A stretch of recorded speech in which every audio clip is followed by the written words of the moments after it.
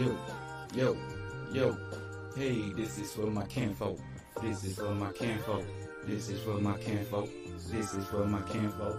This is for my kinfolk. This is for my kinfolk. First of all, I wanna thank the guy above that teaching me what's right and showing me much love. Thanking all the people that pushing me ahead. Now I know in due time be breaking off bread. Living life and life turn, gotta do. Cause things in the past might come back and hunt you.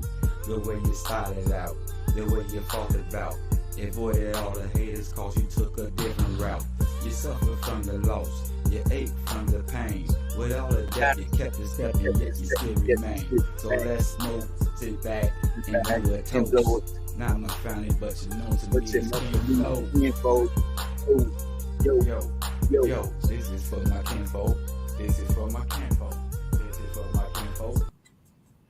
This is for my kinfolk. This is for my kinfolk. I love all y'all out there, yo. Hey, I like to give thanks to my God, who I wish to call my God. Give him special powers in my life. And I don't care, it comes to my mind, I got to save. Rest in peace, Shaquilla Robinson. Rest in peace, Takeoff. Rest in peace, Twitch. Rest in peace to my boy Noon. And rest in peace to my little princess, my little angel, Kimmy. All the time. What's going on, good people? I just want to, I've been reading the post and my buddy, Brian, he's going to schedule a balloon release over there about Ladybug's house. So if you can find it in your heart, please make it over there. You know what I'm saying? Show some support, show some love, you know what I'm saying? To our look, that's everybody's daughter, though. Shit, put it like that. Everybody's daughter, everybody's niece, man. Show some love because we need to show love for everybody. You know, I told you this is my most stressful time of the year. Thanksgiving and Christmas, man. It's when I'm missing my loved ones. You know what I'm saying? People who weren't there. People who's not there to celebrate this time with us today and things like that, man. You know, it's just so heartbreaking, you know. But if y'all can, make it over there, man, to that balloon release and you know what I'm saying, spread some love, man, because we all need it as a whole. You know, we need to stick together as a whole. You feel me? That's it. While I'm on today, I wanna give out some birthday shots. You know, I haven't been feeling my best. You know, today I started feeling a little better, so I got back on line and things like that. But I like to thank the people who gave me well wishes, who sent me well wishes to get well and to take it easy and not to get so bothered up about things. You know what I'm saying? I'm sorry that I kind of got off hand last time I was on here, but you know, it was coming out of me, man. It was that pressure up in me, man. You know what I'm saying? And it came out of me, and God just showed me that it wasn't no good for me. You like, Mike, you can't be like that and shit like that. You know what I'm saying? Keep your optimism about yourself. You can't get real deep into things, because when you get real deep into things, pressure busts a pipe. Like I say, man, I was so tense up, man. It seemed like my blood stopped flowing and shit. My bones started aching. My headaches started piling on and all that type of shit, man, because I wasn't in the right state of mind and shit. Of hearing about, you know what I'm saying, my niece passing, her demise. And man, that's why I want everybody to maintain their happiness, going over to the balloon release, show some love, get some hugs out, man. We need it, man, for real. Because we got a lot of sisters up in the area, you know, who don't lost their kids and everything. And they still need those hugs, man. It's hard being without a person, man. For real it is. So I'm gonna start getting these birthday shots out. I gotta give a birthday shout out to Russell Crawford, namesake, family. Taiwan Meeks, happy birthday, my brother. Nisha Clark, that's my girl there. Happy birthday, Nisha. I love you. And my buddy, MB. Happy birthday to you, Mike. Man, with many more to come.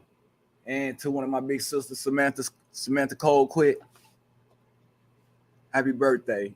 Enjoy y'all day, y'all. You know what I'm saying? Enjoy y'all day. Okay, I don't know. I got some.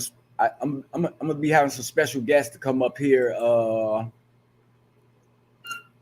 in time. You know what I'm saying? I'm scheduling as I go backstage and stuff like that, and that's how I'm gonna start having it. I'm gonna make flyers for my special guests that will be coming on. But I do already have a panel.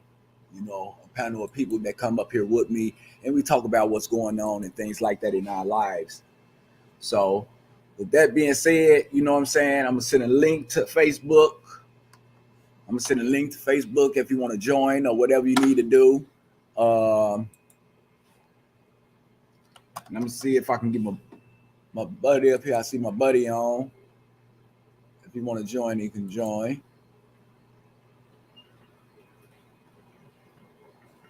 But to keep it real, man, it was a sad occasion. You know, I would never in my lifetime expected something like that. You know what I'm saying? To happen to that little princess, man. So right now, what we got to do is we're gonna have to get justice for her. You know what I'm saying? I don't know what's going on, but we need to get justice for our niece. You know what I'm saying? Cause nobody could have came doing no shit like that, just shooting blind in the neighborhood, man. There's too many kids out there for to be shooting blind up in the neighborhood, man. And you see, and as you can see, two got hit, 15-year-old and the 16-year-old. That doesn't make no sense, man. See, we're gonna have to do something. We're gonna have to do something a little different, y'all. We're gonna have to embrace our kids as much as we can, man. You know, we got to establish a different type of relationship now, because, you know, the world is turning. And days like this, oh, my fault. Pardon the body, my brother. You are well, beloved. If you busy, if you busy, I'll get back with you. You know. Oh no, I was chiming in to listen in. I ain't, you know, I'm just gonna be quiet for right now, just so I don't feel like I talk too much or I overstep, you know, my opinionation. So I'm gonna listen right now.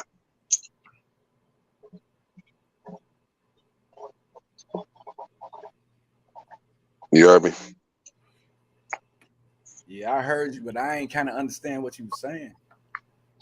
No, I was saying, I'm on my mic on my headset. I was saying right now I'm listening to the message that you bring in where I really didn't have no opinion on it. I know you acknowledge me and everything, but I'm being quiet to soak in information for right now and kind of digress from being always, you know, speaking and shit. So I just want to listen. You well, you already know that, you know what I'm saying, my god niece came to her demise and stuff like that. You know, she had got shot. Sorry to hear that. I'm sorry to hear that, because I did see you put like a post up about it, but I never got the chance to address it with you because I've been dealing with some issues here with, you know, certain shit I put in that inbox for you. And that's what I really got on for, to you know what I'm saying, to coincide with what you was talking about. But, you know, I just first had to get this off and things like that. Oh no, I want you to demo what you're trying to do, bro. I don't want to interfere with that. Yeah, because there was a whole lot of people around the neighborhood, niece, shit, you can say daughters, they call it niece, you know what I'm saying? Her friends probably called her sister or whatever. Oh yeah, I need you to Stephanie. I've been trying to get you on here, Stephanie. That's my other sis, man. She just lost her brother too, man. So I'm sorry to hear that. There's too many people being lost either by life or by connections because they lose sight of things, and it's sad that we're going through that at a rapid pace like that. Yeah, it really is. And then I want to say to my other sister, Regina Jackson, you know what I'm saying? You got my condolences because her brother passed. You know what I'm saying? Like you said, you know what I'm talking about? There's too many people. My condolences. And it seemed like they passed during these times, during Christmas and, you know, and Thanksgiving and stuff. You know, my grandmother passed around Thanksgiving, and I ain't never been the same. You know what? After I lost my mother and my grandmother on the same day, trying to come back here, I noticed that whenever I catch hardships or an obstacle that becomes a struggle, I always get it in double fold. Does that make sense to you? What I'm trying to say about that? You say double fold? Yeah, meaning like I either get it in an extra dose or it comes in tubes, as far Oh, as whatever the plight or the problem is. That's yeah, how stressful and strenuous life has become for my kind. It makes me wonder, do I need to start you know how they do what they call that, the civil service thing, when they come to the house, see how many people in the house and shit, yeah, and they put you through the survey. It made me yeah. feel like I need to start declaring myself as another nationality just to see what type of benefits would come from it. Straight up. That don't happen too. Black people like us trying to get homes and stuff like that and got the money for the damn house. You know what I'm saying? But when we fill out Yeah, for the house, goddamn it, we get denied. But look, they did a little thing on TV where they acted like they was white. And and they then they got got that them same house fucking, they was yeah, denied the for, right? same people went to the same people and everything. They wouldn't give it to them because they was they skin color. But soon as they got a lady to do it for them, she was a white lady. They got her to do it for them, and then she was accepted. I'm like, look That's at this. messed up because Mm-hmm. that's messed up because I just heard a situation like that where I was talking to a sister that was trying to help me, you know, channel my emotions and my thoughts because I've been kind of downtrodden since what I text you. But the thing about it was she was talking about the same thing with me. She said somebody was trying to sell a house, right? And they kept getting low offers when they presented themselves as who they were being black. But when they put that same house on the market and they presented themselves as a white couple or a white family, they was Uh-huh. offered $1 million price tag for their house that they was able to close in on. And when Uh-huh. they did close the deal for the $1 million deal, and the people found out that they was buying from some black people instead of white folks, all Uh-huh. of a sudden they want to make an issue to try to campaign to get their money back. Exactly. Man, golly. hate to But you see know what they I'm hate saying? to see they hate to see us with money, huh? Unless They we buying into they shit. they hate to see us doing good, period, smiling and whatever the case may be. But you know what? I'm gonna go ahead uh and put this topic up, and then we just gonna Okay. go. We gonna go from the topics, and Okay. that's cool. All right, then I'm go ahead. This is my topic for the day, people. Relationships. You know what I'm saying? Dealing with Hmm. relationships. It don't care what type of relationship it is. Family relationship, intimate relationship, friend relationship, or what? You know what I'm saying? Far as relationship, I just want to tell you about relationships. I don't been through a lot of relationship. I know a lot of people don't been through relationships. And some of the times in the relationship, when we looking for a relationship, some people look for looks. Some people look for how can I say dependency. Uh some people look for sex, money, or whatever. You know what I'm saying? But a real relationship consists of two real people. You know what I'm saying? It can't be one, then goddamn it, one ain't with it, you know what I'm saying? Because people today, you know what I'm saying, will try to pull a wool over your eyes to make you thinking that they act a certain way, but once you figure it out, they say you never know a person until you live with them, y'all. You know, it's easy. Oh, that just touched home. It's easy to get people good measures, you know what I'm saying, when you're around fast relationship. But when you stay with somebody in a relationship, you find out a lot more. But Yeah, that's so true. I'm gonna let my buddy get on and expound on relationships and stuff, cause been going through a little bit and stuff. We're gonna see if we can help, cause we all deal with it. We all deal with it. Man, you kind of touch home on some shit right now, especially with what I'm dealing with right now. Because I'm being obligated to help somebody take care of their responsibilities that I didn't help them make. And though I chose to be with this person and accepted that responsibility, they tried to punish me for being apologetic for shit that I told them, you know, that I did that was wrong. when they already had the work to get back reconnected to me because they tried to backdoor me with one of the brothers, and he got caught up on the pillow talk act where he threw her under the bus about what she was doing, as well as she tried to reach out to the ex-girlfriend that didn't even want me talking to her when I left her ass alone to try to be bothered with her. But she tried to reach out to her on some, negative shit and had her invited to come over here like she confused about what the fuck she want. Not only that, you want me to be obligated to be the man in your life to support your needs and all your wants.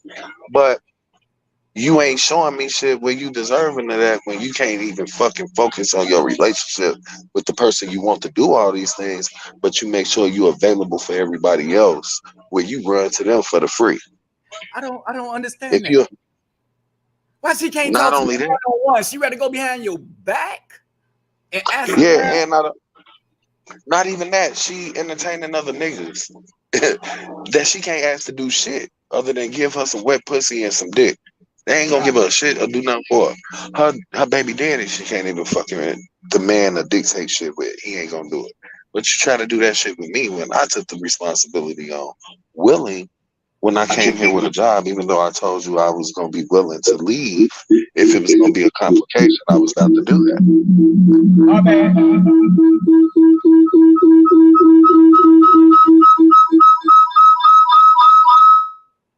Damn. My bad. I be Yeah, forgetting. that's the mic reverberating. Yeah, I know it's good. I got But I got I got to learn how to put it there. tried to be apologetic. Tried to be, hey, Joe, she tried to be apologetic about her punishing me for something. She wanted me to continuously, uh, how could I say, be punished about where I always got to be apologetic on her behalf. But all the nasty backdoor shit you was doing, slandering me to people so you could fit in with them, thinking you was gaining something, you can't even get inside the house to be able to sleep over there if you need a shelter. Can't ask these people for shit. You envious of other people's relationships, trying to be a part of that shit, but you don't want to do shit with the one that you got here, but you want me to pay into your interests and take care of your needs, pay your bills. It helped you pay this shit. Talking about because I'm here. Before I came in here, I said, you know what? I can leave and just get rid of my shit that I can't carry with me and take the most important stuff. I was gonna let my dog go at first before I kept him. But because she said that, oh, we're gonna work shit out, we're gonna do this together, I gave that the opportunity to even invest as long as I did. And I tried to have a heart with it. But you're deliberately doing shit to fit what your agenda is to cater to other people, but you think I'm supposed to pay it to you? That's time that was lost and wasted and money that was invested that you can't even afford to pay me back. You can't pay your rent, not by yourself. You need my help. Mhm, And the other help you can get would be your mama and your brother, but they ain't gonna keep doing that shit. mhm. You wanted me to take a penitentiary chance knowing my background to talk to a motherfucker that you trying to impress and you tried to embarrass me in front of at a friend's giving get together to try to make something nitpick and critique about shit with me when I was coming in support of you for a motherfucking little white couple, whatever the fuck you want to call them. When this nigga then got locked up for weight and some weed and he's on paperwork where he has to check in with a PO. So everybody he interact with is gonna be under surveillance, especially because he got to check in and he got caught with some weight. A white boy thinking he black, but in the way he acts, he act like a black dude, but he white as hell. But the thing about it is, she wanted me to connect with this motherfucker, try to get some shit to suffice bringing in money while I'm on work leave because of what's going on with me, to take a penitentiary chance that she ain't gonna take her damn self and don't know shit about that lifestyle and what comes with it. I do. And I Right, don't want to take penitentiary chances no more. So right. because I'm not trying to do what she was expecting me to do, oh, that wasn't good enough. You want to kick me while I'm down, but as long as I got money and shit, it's baby, baby, baby, this, that, and the other. But as soon as you can't get something when you want it, where you can try to hold on to your shit, then it's fuck me type shit. If I leave out of here today with all my shit and get rid of my shit, she will be in here fucked. She can't even pay her car with her insurance. She can't pay her car insurance, let alone rent with all the bills together by herself. Mhm, Even with one of my checks, I was able to cover a great majority of shit that she couldn't fucking keep up with her mhm, own check. mhm. But you want to use me for 2 years and mistreat me and try to hold me accountable for shit you was upset with without taking accountability for your actions that you was putting into game. And then you still entertain other motherfuckers to slander me to try to make yourself look good when you make yourself look stupid as hell because you talking against me to motherfuckers while I'm supporting your need and you can't get nobody else to do it. Man, that's And bogus. the niggas you entertain, they only hit you up to try to meet up with you to get you drunk, high, and try to find a way to fuck. You tried to do that with one of the brothers against me, as well as my ex-girlfriend. And they looked at your ass weird. Uh-huh. But then you tried to downplay your accountability to it and then want to try to justify and give reason and purpose to say, yeah, I apologize for my actions, but this is why I did it to make it okay. You It's being condescending, but you want to give me a half-ass apology and then don't want to accept accountability. And then get in your feelings to get defensive and mad because I call you on that shit. Because you got a reason to be guilty. You got a reason to be fucked up.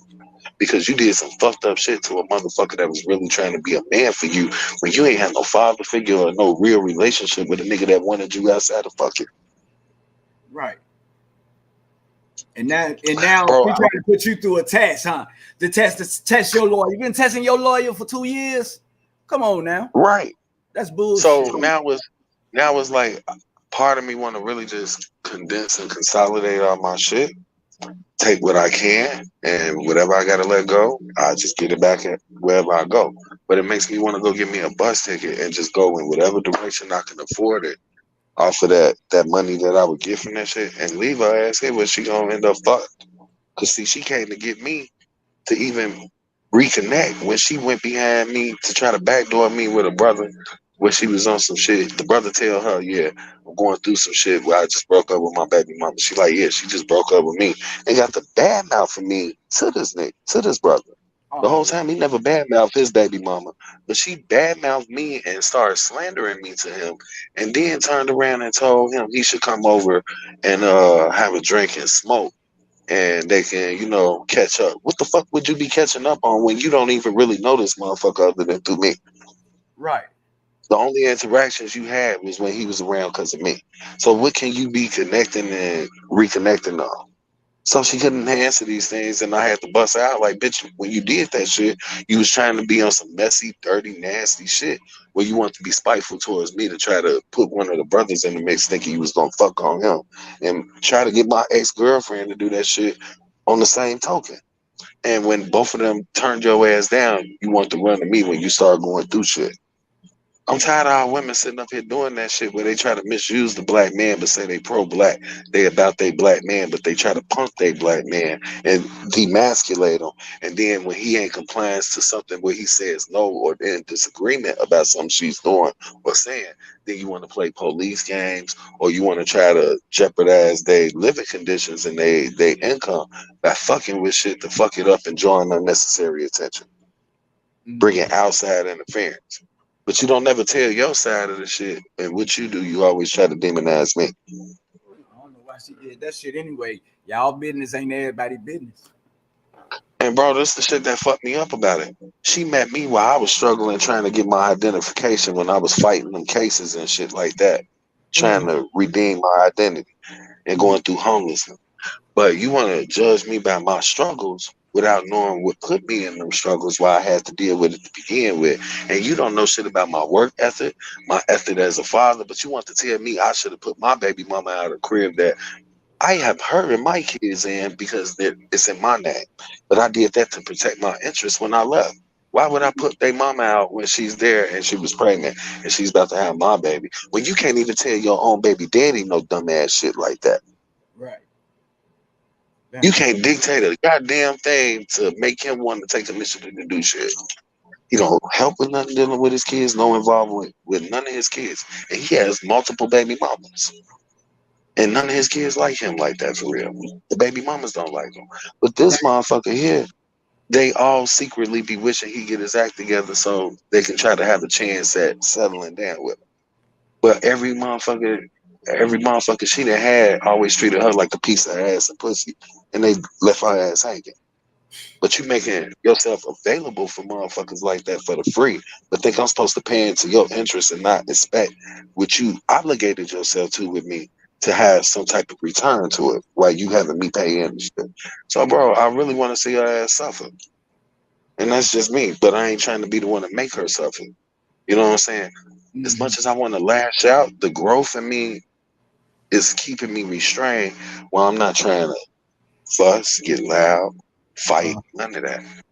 But a great part of me wants her to suffer and feel that lash and that pain, but she can understand what the fuck she put me through while I was trying to accommodate her needs and be apologetic for my wrongdoings and have to keep apologizing for the same shit while you beating that down with old arguments to try to suffice your agenda when you want to go make these occasions for other people.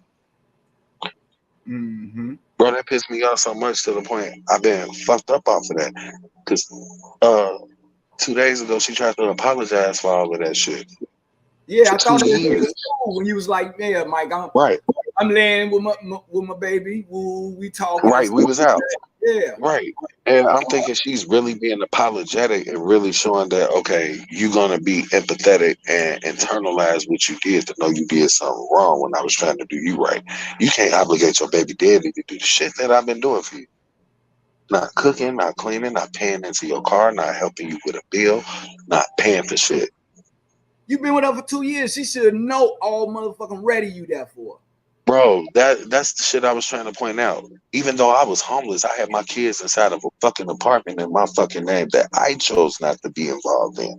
Got keys to it, but because of the clash between me and my baby mama and her alcoholism, I didn't want to be there. But she made herself seem like she was going to be the more responsible parent.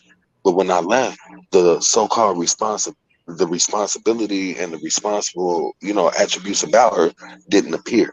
My kids' grades started going down. My daughter started having suicidal tendencies in and out the hospital. And DCFS started observing and watching and evaluating my kids' mother.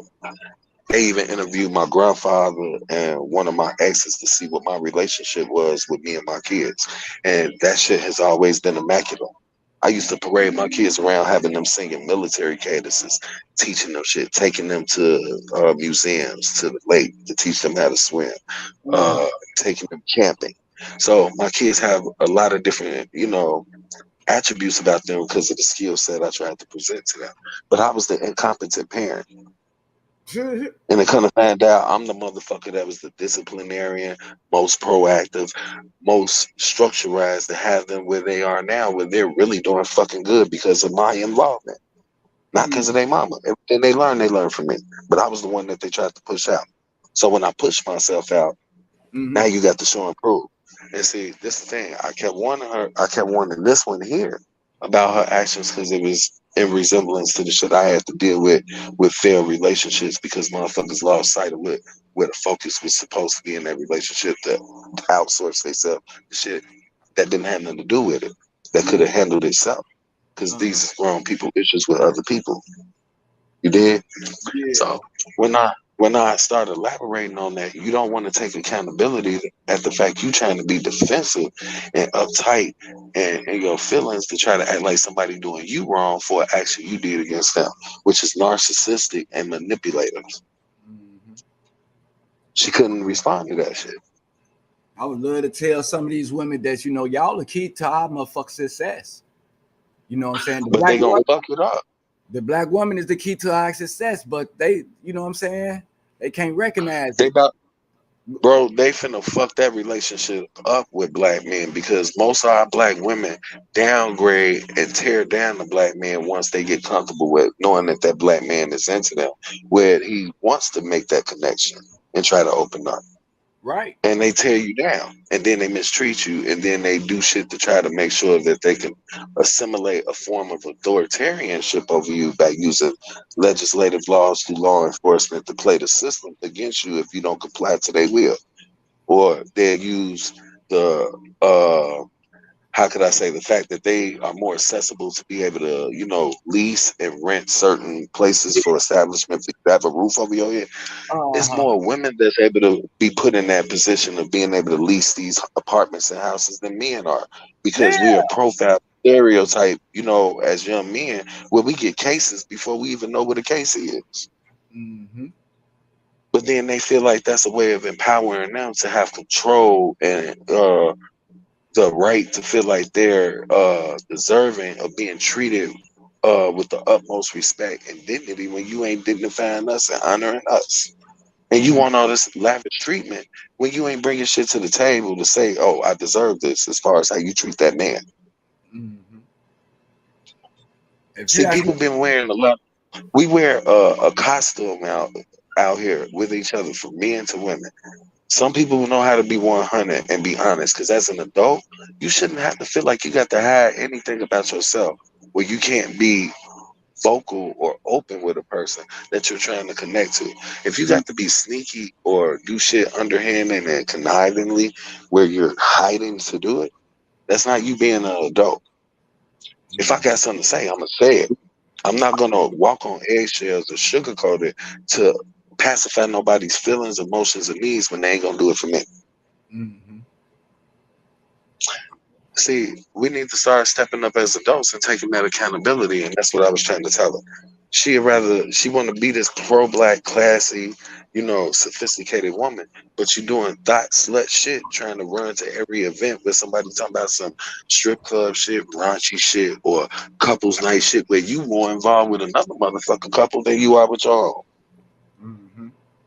Envying their relationship like they gonna let you in it. If they was gonna let your ass in it, you would not be with me and you wouldn't be in the place you in now where you struggling trying to figure out shit looking for an escape where you can't get no help. Mm-hmm. So bro, I'm hot. I'm mad. I wanna believe that she was trying to do that and sincere when she did apologize, but it wasn't no sincerity in the body language and the tone when you present it for me to really say that I can appreciate the apology when I'm looking at the response in your body language and tone. That's Hey, like saying, yeah, you I want me feel to shut up after you apologize, but I it don't feel say you. shit else about it. Get over it. I should speak louder than motherfucking words, Miss Lady. Straight up. Real shit. And when you've done this as a pattern where it's been consecutive, where you keep doing it in repetition, and I accept it when you do apologize, giving you the opportunity to take the initiative to fix what you fucked up, you don't do it. So how am I supposed to expect that you telling me the truth now and that you really being 100 with me? When I've been an open book, I didn't have to lie about shit. When I did something wrong, when I fucked with another bitch, I told you these things. And I held myself accountable for it. I atoned. I apologized. I did what I needed to do as a man to let you know that, you know what, I really did something that hurt you and I didn't realize that you internalized it like that. Let me help you heal with that. So I jumped the obstacles, hoops, the hurdles, did all these things to make sure you knew you had security. Hell, when uh, I came over here with a job, paying into shit, helping her when she wasn't even being vocal enough to communicate with me what she need help with. I had to force that out of her. Well, we could have micromanaged money a lot better starting off, but because you chose to do that, now it's like you got to live paycheck to paycheck, and you can't even do that because they up the rent. You got to uh-huh. pay a certain amount for your insurance for your car note. You got to maintain gas. You have necessities that you need that you got to pay money for. You don't make enough to accommodate all of that shit at once. Not even if you work 2 weeks straight with overtime.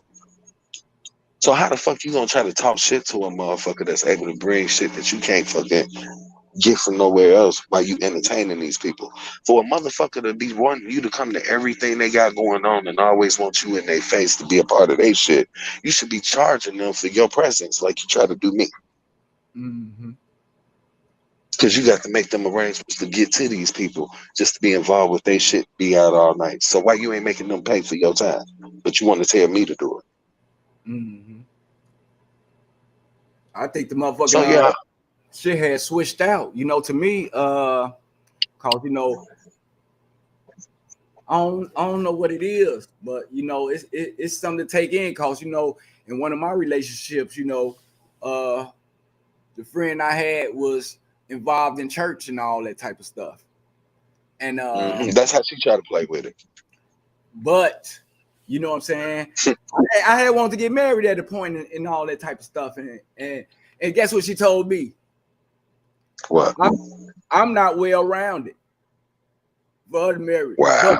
But this is the same lady stabbed me in my motherfucking back on my way to work. Bro, let me go here. My buddies and them got them to save my life, man. I was on the porch, man, bleeding out, man.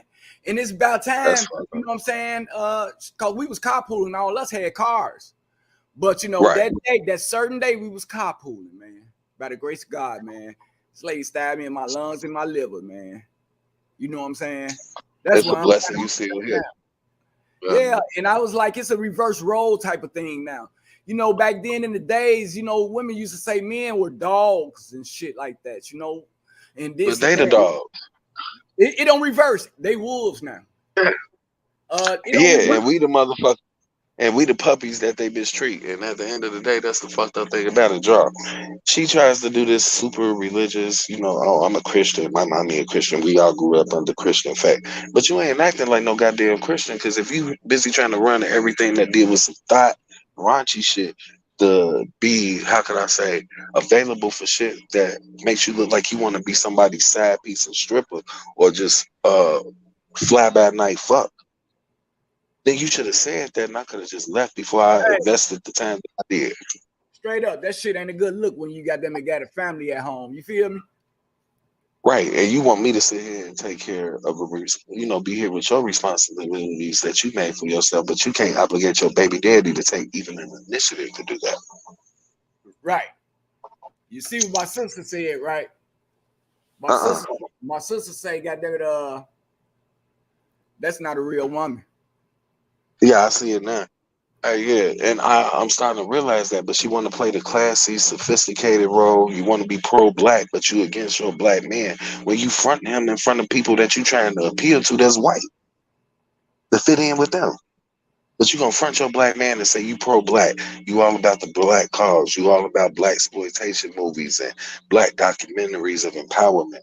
But you doing everything to punk your man and demasculate him and try to be more man than him in front of these white folks and try to make me look bad, demonizing my character and my name, making pictures of me to people I don't know and never got the chance to really present myself to. So they already have an army against me or a judgment against me without really trying to get to know me.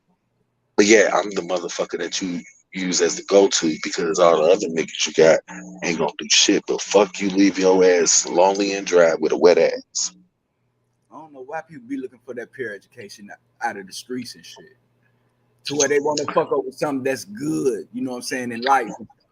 They rather take that. Bro, she tried to tell me I was slandering her to you when I would talk about her, and yet I have never had nothing bad to say about her other than the fact that I want her to do better about the relationship.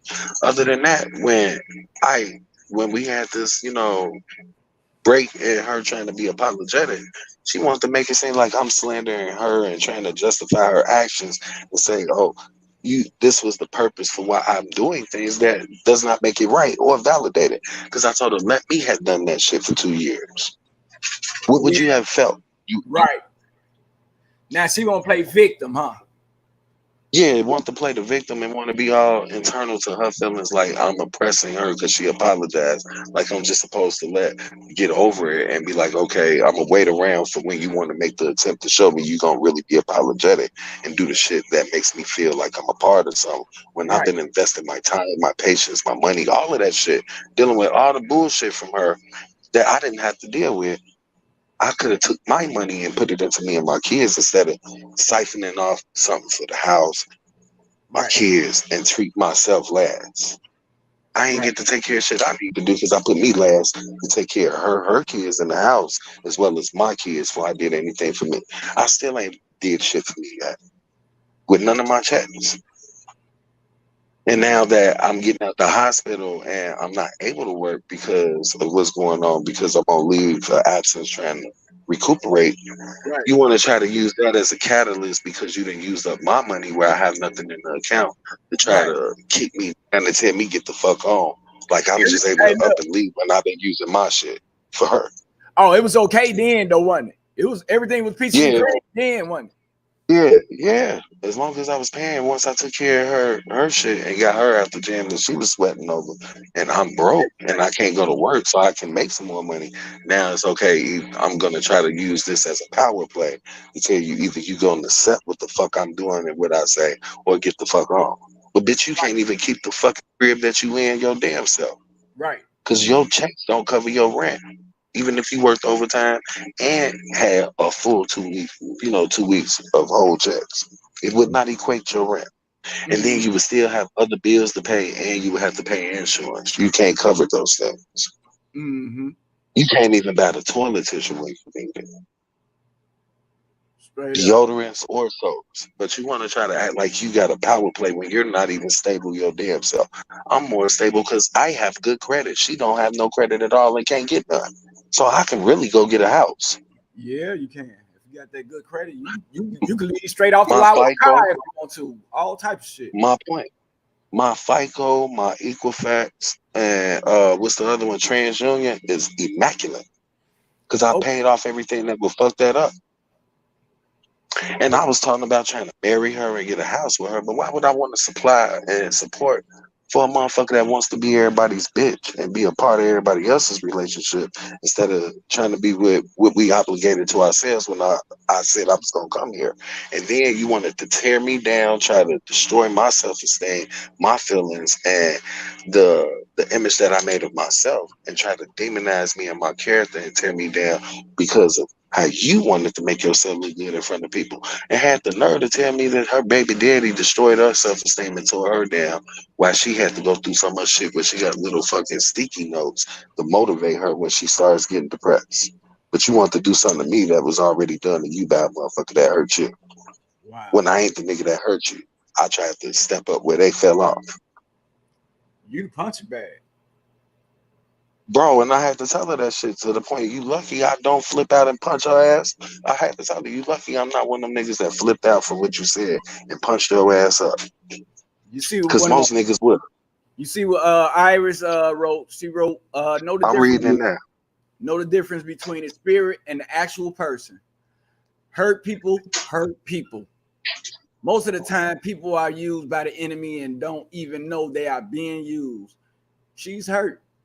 And until real healing takes place, real love cannot really flow. Now, Draw, that was something that she tried to address. She tried to say because she never had a father around, he died when she was young. She never had the image to see a relationship that was cohesive between men and women, other than when it was violent or some domestic shit. Other than that, like even with her relationships, it was on a level where it wasn't them really trying to be affirmed to be into her. So when you say it's something you want, where you want to make it connect and be cohesive to make something that you never experienced and never had, the person that has had these type of relationships is presenting it to you to show it to you what it is, and you're not taking the moral integrity to identify the shit that makes that shit cohesive. When you keep trying to make it a purpose to try to fit everybody's agenda that deals with shit that wouldn't respect the relationship. You'd rather be indulging in that than deal with what makes you respect the relationship, where you build on that instead of worrying about the next motherfucker's situation. She envies other people's relationships and try to compliment their man, but won't do shit to be a part of your own to compliment the man that you got that's doing the shit for you that you claim you want and taking care of your motherfucking responsibility by making himself an asset to it. Uh-huh. Yeah, bro. I'm like really like part of me because of how she tried to hurt me and tear me down. Part of me wants to be kind of vindictive and spiteful, but the adult in me, the God in me, the higher self in me Uh-huh. knows that karma has a way of getting back at a person where she gonna reap that shit. Oh yeah. If I leave and I'm Hey, talking about if I leave and I man. don't give her opportunity to do that shit, to really be what she tried to say she was gonna be, and I just shut down and pack my shit up and sell everything that I can't carry and go. Yeah, you about to be homeless when you got to run to your brother's house where your mom and his wife is at. And you couldn't dictate their relationship, but you let these people try to dictate shit about me that don't know me, that you fed a picture to about me. So they never even gave me the opportunity to be able to present myself. And even still, they still judgmental and talk shit about me up under their breath behind my back, but want to act like you invite me in on shit. So I told her I don't want to sit at a table with a bunch of snakes and shit, motherfuckers that want to be against me when I'm trying to be about things that deal with them and they cause. Exactly. So could you give my people that's watching in little information on relationships, what to look for, in starting a relationship with a person or whatever and stuff like that? You know what I'm saying? Yeah, I could. I say like this: you really gotta invest in watching they habits as far as how they interact with people that's family, to people they call friends, and how they treat them, and how trustworthy their word is. If they do a lot of lying, that's a red flag. If they do a lot of stuff where they sneaky about stuff, they hide and they only tell like bits and parts of stuff to asphyxiate things, to glorify themselves, if they're narcissistic to a sense, putting themselves on the pedestal all the time. Yeah, that's red flags with stuff. If you can't take acceptance and accountability when someone calls you on something when you're doing wrong, red flags. You know, it's all about your presentation. If you want to say you take pride in yourself, that means you don't indulge in certain images or certain things when you say you want a certain classification of being able to deal with someone. So you can't expect the motherfucker to be a gentleman, pacify the things that makes your life stable and elevates you when you out here trying to run to everything that's ratchet and raunchy to be a part of other people's relationships, other people's affairs, and involved with shit that don't have nothing to do with you, that makes you look suspicious as far as about your habits and what you do outside of the nature of the people you say you're trying to deal with. Right.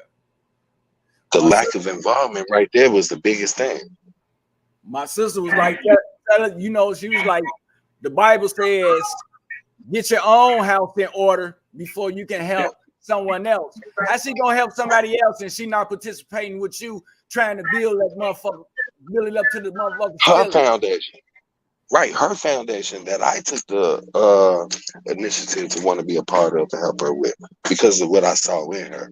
But when I see all this ratchet, ghetto, nasty, trampy shit about her, where you want to be somebody's bitch instead of somebody's wife, you want to be somebody's fly by night making arrangements to go drink, get high, and fuck, but want to say, oh, this is just my friend, and then try to lie and tell me they're gay. When I went on their page and saw the shit, they're nowhere near gay.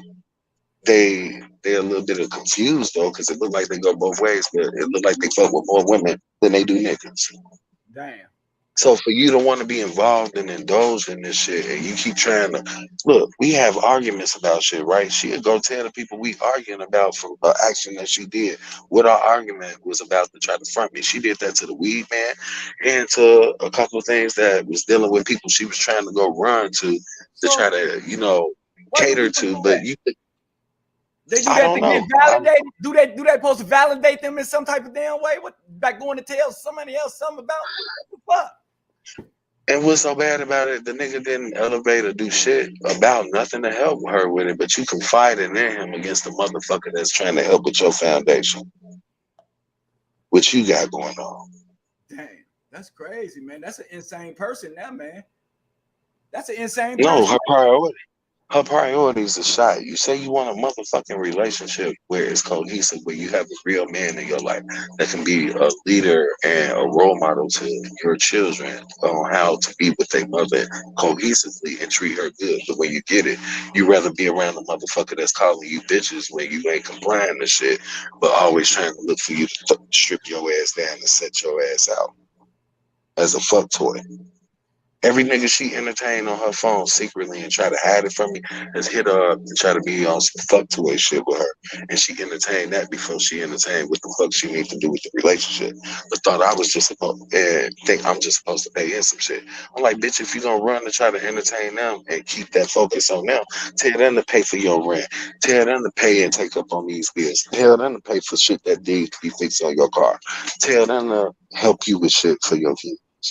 Have them come out here and stay with you and deal with your struggles and stress, your depressions, your ups, your downs, your downfalls, and consoling you, supporting you, and easing that tension when you feel inferior about yourself. You can't. But you want to try to put me down every chance you get and make everything that you can view or see or have a part of knowing something about something you think you can critique. When you can't critique shit about a real man when you never had one till I came. The niggas you got is little boys and grown man bodies that play bitch moves where they like a girl instead of a man. Man. So how the fuck you gonna tell me what a real man is or how a real man handles his obligations and responsibilities? Want to tell me how I should have handled shit with my kids and still been there? Bitch, how come you didn't tell your baby daddy to handle shit like that to still be with you? Right. But you want to talk about how you so hurt about what he's not doing and how you wish he would, get his shit together. But you claim you don't want to be bothered with him, but you mad because he ain't getting this shit together to be involved with his kids and track you down all up your ass. Uh-huh. Because he know you ain't shit. Look, me and her ended up having to deal with her child's father when I first got with her. This was like 2 years ago. Her daughter tried to, snap at me and try to cuss me out like she was my equal, like I had to answer to her on some shit, right? And then she got mad because I checked her ass and she been called a berry when she was wrong. So he gets the calling all around, want to talk shit, and he get up with her, right? He calls her, You got and TV she on on? the phone. Cut your TV down a little No, bit. that's my game. That's Oh. my game. Somebody jumped in the room on this shit trying to get me to jump in the game with them, but I'm not on it. These motherfuckers looking for attention, so I got you. Hold up. But the thing is, yeah, her baby daddy calls on the phone, get to talking all this shit, cussing out, and then want to holler at me. So we get on the phone.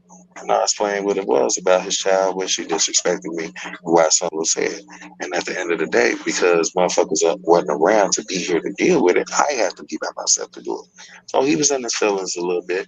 But in the same token, he was like, yeah, that's why he don't fuck with her like that. Because, yeah, that bitch a hoe, she don't really stay focused on taking care of this, that, and the other with her responsibilities. And this is when we was first really trying to deal with each other, right?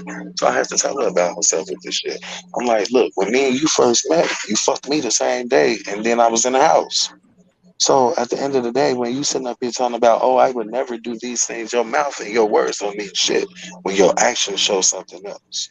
So how the fuck you telling me you ain't trying to make secret rendezvous when you secretly trying to plan shit to meet with people and connect with people that you say is either old co-workers or friends, but yet you trying to make more arrangements to be with these motherfuckers than you trying to do with the motherfucker paying into your interest. So bitch, tell them to give you $1. That's how I feel. And at the end of the day, you can't obligate me to a motherfucking thing because I've already paid more than enough when I didn't get shit that I asked for in return when I was doing it. Man, you too good of a brother, man. Soon as shit come right for you, man, go ahead and you know what I'm talking about. Take care of yourself. Bro, like I you know say, what? I'm a motherfucker though, cause God will push a motherfucker in your face, boy, with something. Goddamn it, be like, I'm taking you home. You feel I me? so hope that happens. I so hope that happens because you know what? I would do it in front of her and take my TV that I bought for me and her to use when her shit went out. 55-inch. Let me go here. And instead of selling it, I'll take it there where I would be going, along with all of my shit. And if I'm able to bring my dog, I bring him too. Because at this point, that's the only reason why I'm really here like that is because of my dog. I don't want him going to a shelter where he would end up getting killed. If I knew I could put him somewhere where somebody would treat him right, give him a good home with some space, I'll let him go to them right now and start consolidating shit, selling my shit to the pond. And I would have bought me a bus ticket and left this bitch and went in whatever direction I can go to start anew. Because it ain't like I can't get that shit back. Mm-hmm. Straight up. That's materialistic shit, but you ain't gonna never get another motherfucker that's gonna be solid enough to want to support your interests when you didn't want to do it. That's what she ain't understanding. When I was homeless out here and she didn't have a car and she had just moved in here, she had more access to my car to go back and forth to work and drive to take care of her little responsibilities and errands than I was able to do while I was living in my car trying to get my ID and shit when I was struggling before I got my ID to be on the level of stability to work. You feel what I'm saying? So you using shit that you didn't have as a natural resource, as a benefit, but you didn't want to get shit in return and think ain't nobody gonna say shit about that because you made an obligation when you brought a motherfucker in here off of false pretenses, but you want to entertain everybody else. Mm-hmm. Bro, I really been trying to digress my disappointment and my disbelief about the betrayal. But the more I think about it, when I was trying to atone for the shit that she didn't like about what I did to hurt her feelings, she had already did more than what I did to do me wrong for her to even think she can hold that type of obligation to me when she fucking been doing dirty shit, entertaining shit, sending pictures back, rekindling shit with niggas, trying to rekindle, trying to make connections with people I introduced her to that she didn't know shit about, that would have just slam-balled her ass and then put on display. Man. So now I feel like if you want to be for everybody, bitch, charge everybody and give me my money back and have them pay into your interest. Mm-hmm. Because I've been doing more than enough to be a good man to her when I could have been a good man to somebody else that would have appreciated my intellect, my input, and what I was trying to do, even if it wasn't very much. The fact that I'm trying to do something for them that they didn't have to do, where I took that responsibility on, it is an investment. Uh-huh. So you took 2 years of my time. When I wasn't working, you used my link card when I had it. You used my car. When I was working, you used my money. Man, But that's I ain't get shit about what I asked for as far as to reciprocate equality in the relationship, about you being attentive to that relationship and paying attentiveness into me. Like you want me to take responsibility to help you with the shit that is your situation that you made for yourself. You want me to pay into your interest with your kids to make sure that we can keep a roof over our head. You want me to take care of bills with you, maintain that. You want me to do upkeep around the house and maintenance for your car, but you can't even fucking give me the time of day because you're too busy trying to be in the next motherfucking shit, trying to figure out how you can camp and be up under that shit when it ain't gonna benefit you, help you with shit, and all you gonna do is be mad as hell because them niggas ain't thinking about you in the manner you want them to be. mm-hmm. So I want her to get slam balled out so she keep pushing herself forward. I even told her, if you that interested in being with these motherfuckers, go do it. Why I'm here, I don't give a fuck. Be real though, be honest. Because when I was doing shit that was wrong, I held my accountability and I owned up to it. And I was like, you know what, you're right. If I was gonna build something with you, I should have made sure I didn't do X, Y, and Z to accommodate this person and that person without making sure that was clear first before I started something with you. She had an issue about my ex when she felt about it, but you still was holding on to like 5 or 6 different random niggas you done fuck from your hometown, as well as 2 motherfuckers you worked with. But how the fuck you gonna try to make your shit okay for your little stable and try to validate that by the one person you got something to say about that deals with me? I didn't have a stable of multiple people. Mm. And that's exactly what's been going on. She started off with a lie because she wanted to play like she wasn't Horace and she wasn't loose. But the whole time, that's how you've been showing me. Shit. At least I was open enough to be real about what I had going on and telling her that, yeah, the person I went to try to assist out of the kindness of my heart, I had feelings for because of the shit that we'd been through and the type of predicaments that she was being put through with her own family, not helping her while she was out here. They had her up there in Naked City and shit. And you know how it is over that way. You feel me?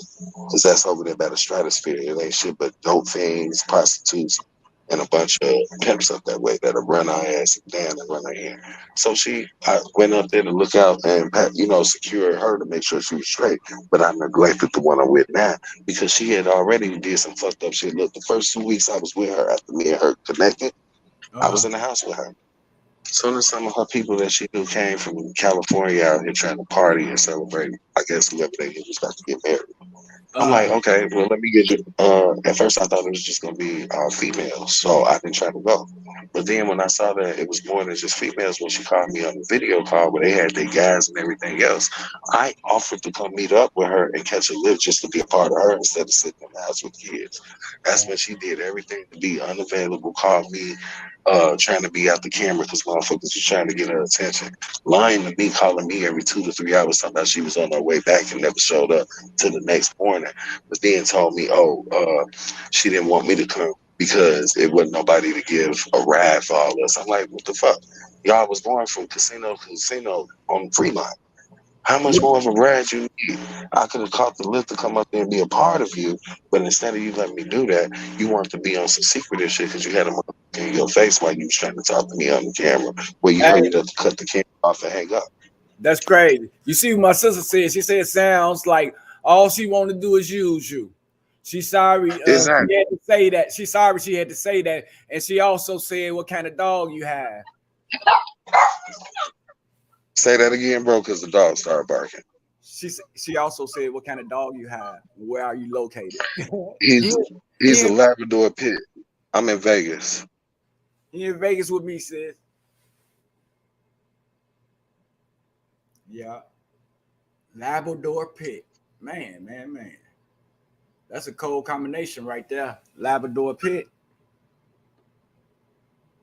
Straight up. But yeah, man, people go through it every day, man. You know, anybody can really get on here and let me know, you know what I'm saying, what relationship means to them, you know? I lost connection. That pressing the wrong button on my screen, so Oh, it's my cool. It's apologies. cool. It's cool. But yeah, it just I invested so much wasted time now that I see this, and then all of a sudden now, 2 days ago, you want to try to be apologetic and say you're gonna do better because you realize how you hurt me. You should have realized that when I was sitting up there fussing, fighting, getting excited to the point I damn near wanted to smack you and fuck you up because you was playing with my feelings just to put other people in front of me. And this is when I was first trying to address it. And whenever I tried to address it the first time around, I came in the sense of a gentleman, trying to speak to her like how we're talking. And she wanted to escalate it to make it a scene to try to involve her kids or whoever she thought was watching to play victim. Uh-huh. So, bro, there's a great part of me that wants some vindication, some type of retaliatory act, but I don't Uh-huh. want to be the one to I don't want to be the one to do it because of how I'm trying to go with my spiritual growth. But to know that a motherfucker wants to be nonchalant with being apologetic and then want to, how could I say, um, give justifications and rationalizations to her actions. Now Yeah. I could kind of understand. I could kind of understand the daddy issue and shit, but you got a Uh-huh. man that's showing you he's a real father and really involved. When the niggas that you thought was gonna be baby daddies and motherfuckers for you just treated you like pussy and left. Uh-huh. But you had two babies by one of them that are beautiful kids. That's the Uh-huh. funny thing about it. Beautiful kids. Sometimes a little How how old could is I the daughter? say How old is the daughter that confronted you? 13. 13? Yeah, and her oldest is 18. I mean, not 18, but about to be 18, 17. And that's the way you don't want your household ran. You know what I'm saying? Especially if they stepkids and stuff. You know what I'm saying? They, if mother, you know what I'm saying, I took condone them them on as part of mistreating my you. family. Yeah, I was trying to teach them what I teach my kids. I took them on as part of my family. Her son is beautiful. I love him.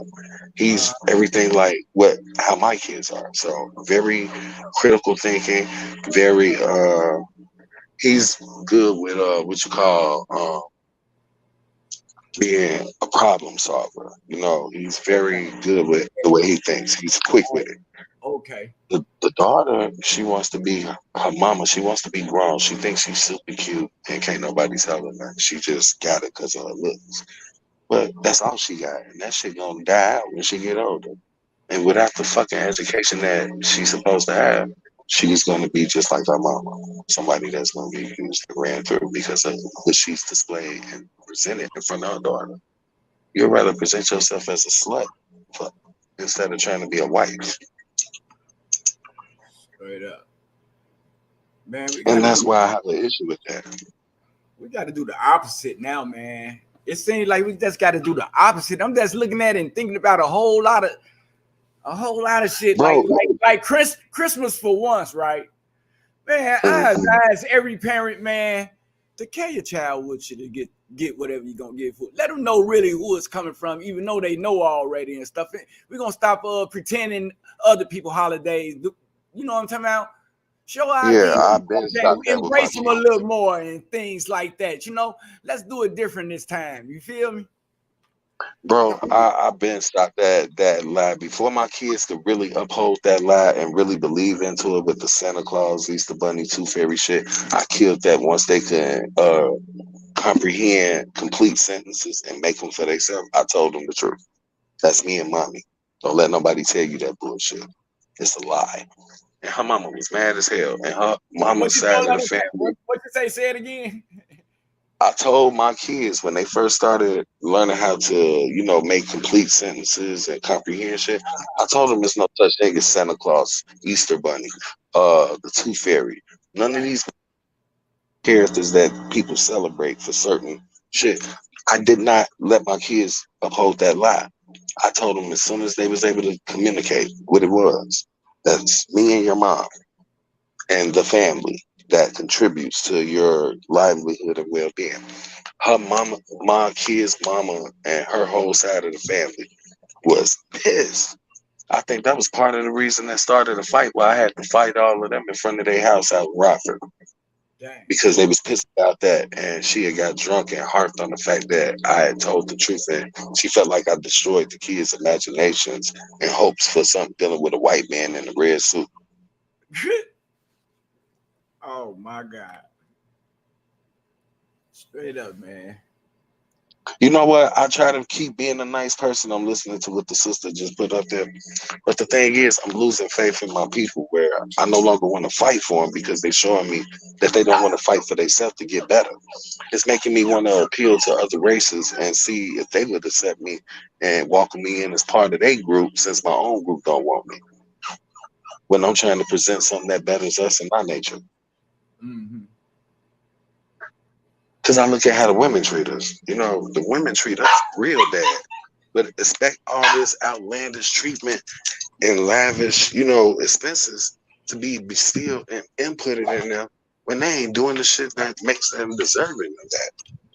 And right now, I think men ready. You know how a long time ago when they were saying we thought women wanted to get married. Now today, men want to get married more than women now. They ready to settle down and all that stuff. But the women ain't ready to do that because these poles, and then they turning gay and stuff, dressing like man. It ain't going all on. of the shit you just named is the reason why there's a distraction on the communication I was trying to make with where I'm at. Because I wanted to marry her. I've been trying to talk about getting a house, and because of my credit and us putting our finances together, we could have actually put an investment on getting a house a while back because she kept talking about how she wants a larger space. If you're really serious about trying to make that connection and build that type of foundation, I was all for it. But the thing about it is when you making everything a means to appropriate money and finance that goes into the interest of us to meet other people's agendas, but want me to just leave my money as the primary for shit that you want to take care of here. But you arrange your time and etiquettes for everything outside of me to go deal with other people's shit. Why should I want to extend myself like that and keep pushing when you bullshit me? Why do I want to give you the resources to put you in an elevated position when you ain't trying to give me what I need to know that I'm secure and wanting to do this shit for you and I can trust you to be loyal with some morals and integrity and act as a woman with the same integrity and class that you tried to tell me you had while you busy out here trying to be part of every thought event somebody put you to. You feel me? That's where I have issues. So what it is, and she ain't getting it. She does not comprehend it. You can comprehend all this pro-black shit, all these things that deal with etiquettes of how people need to live where they're not making themselves look like, how can I say, over-sexualized. She doesn't agree with certain things that's promoted, like the twerk dancing or all the loose-fitting clothes and shit like that.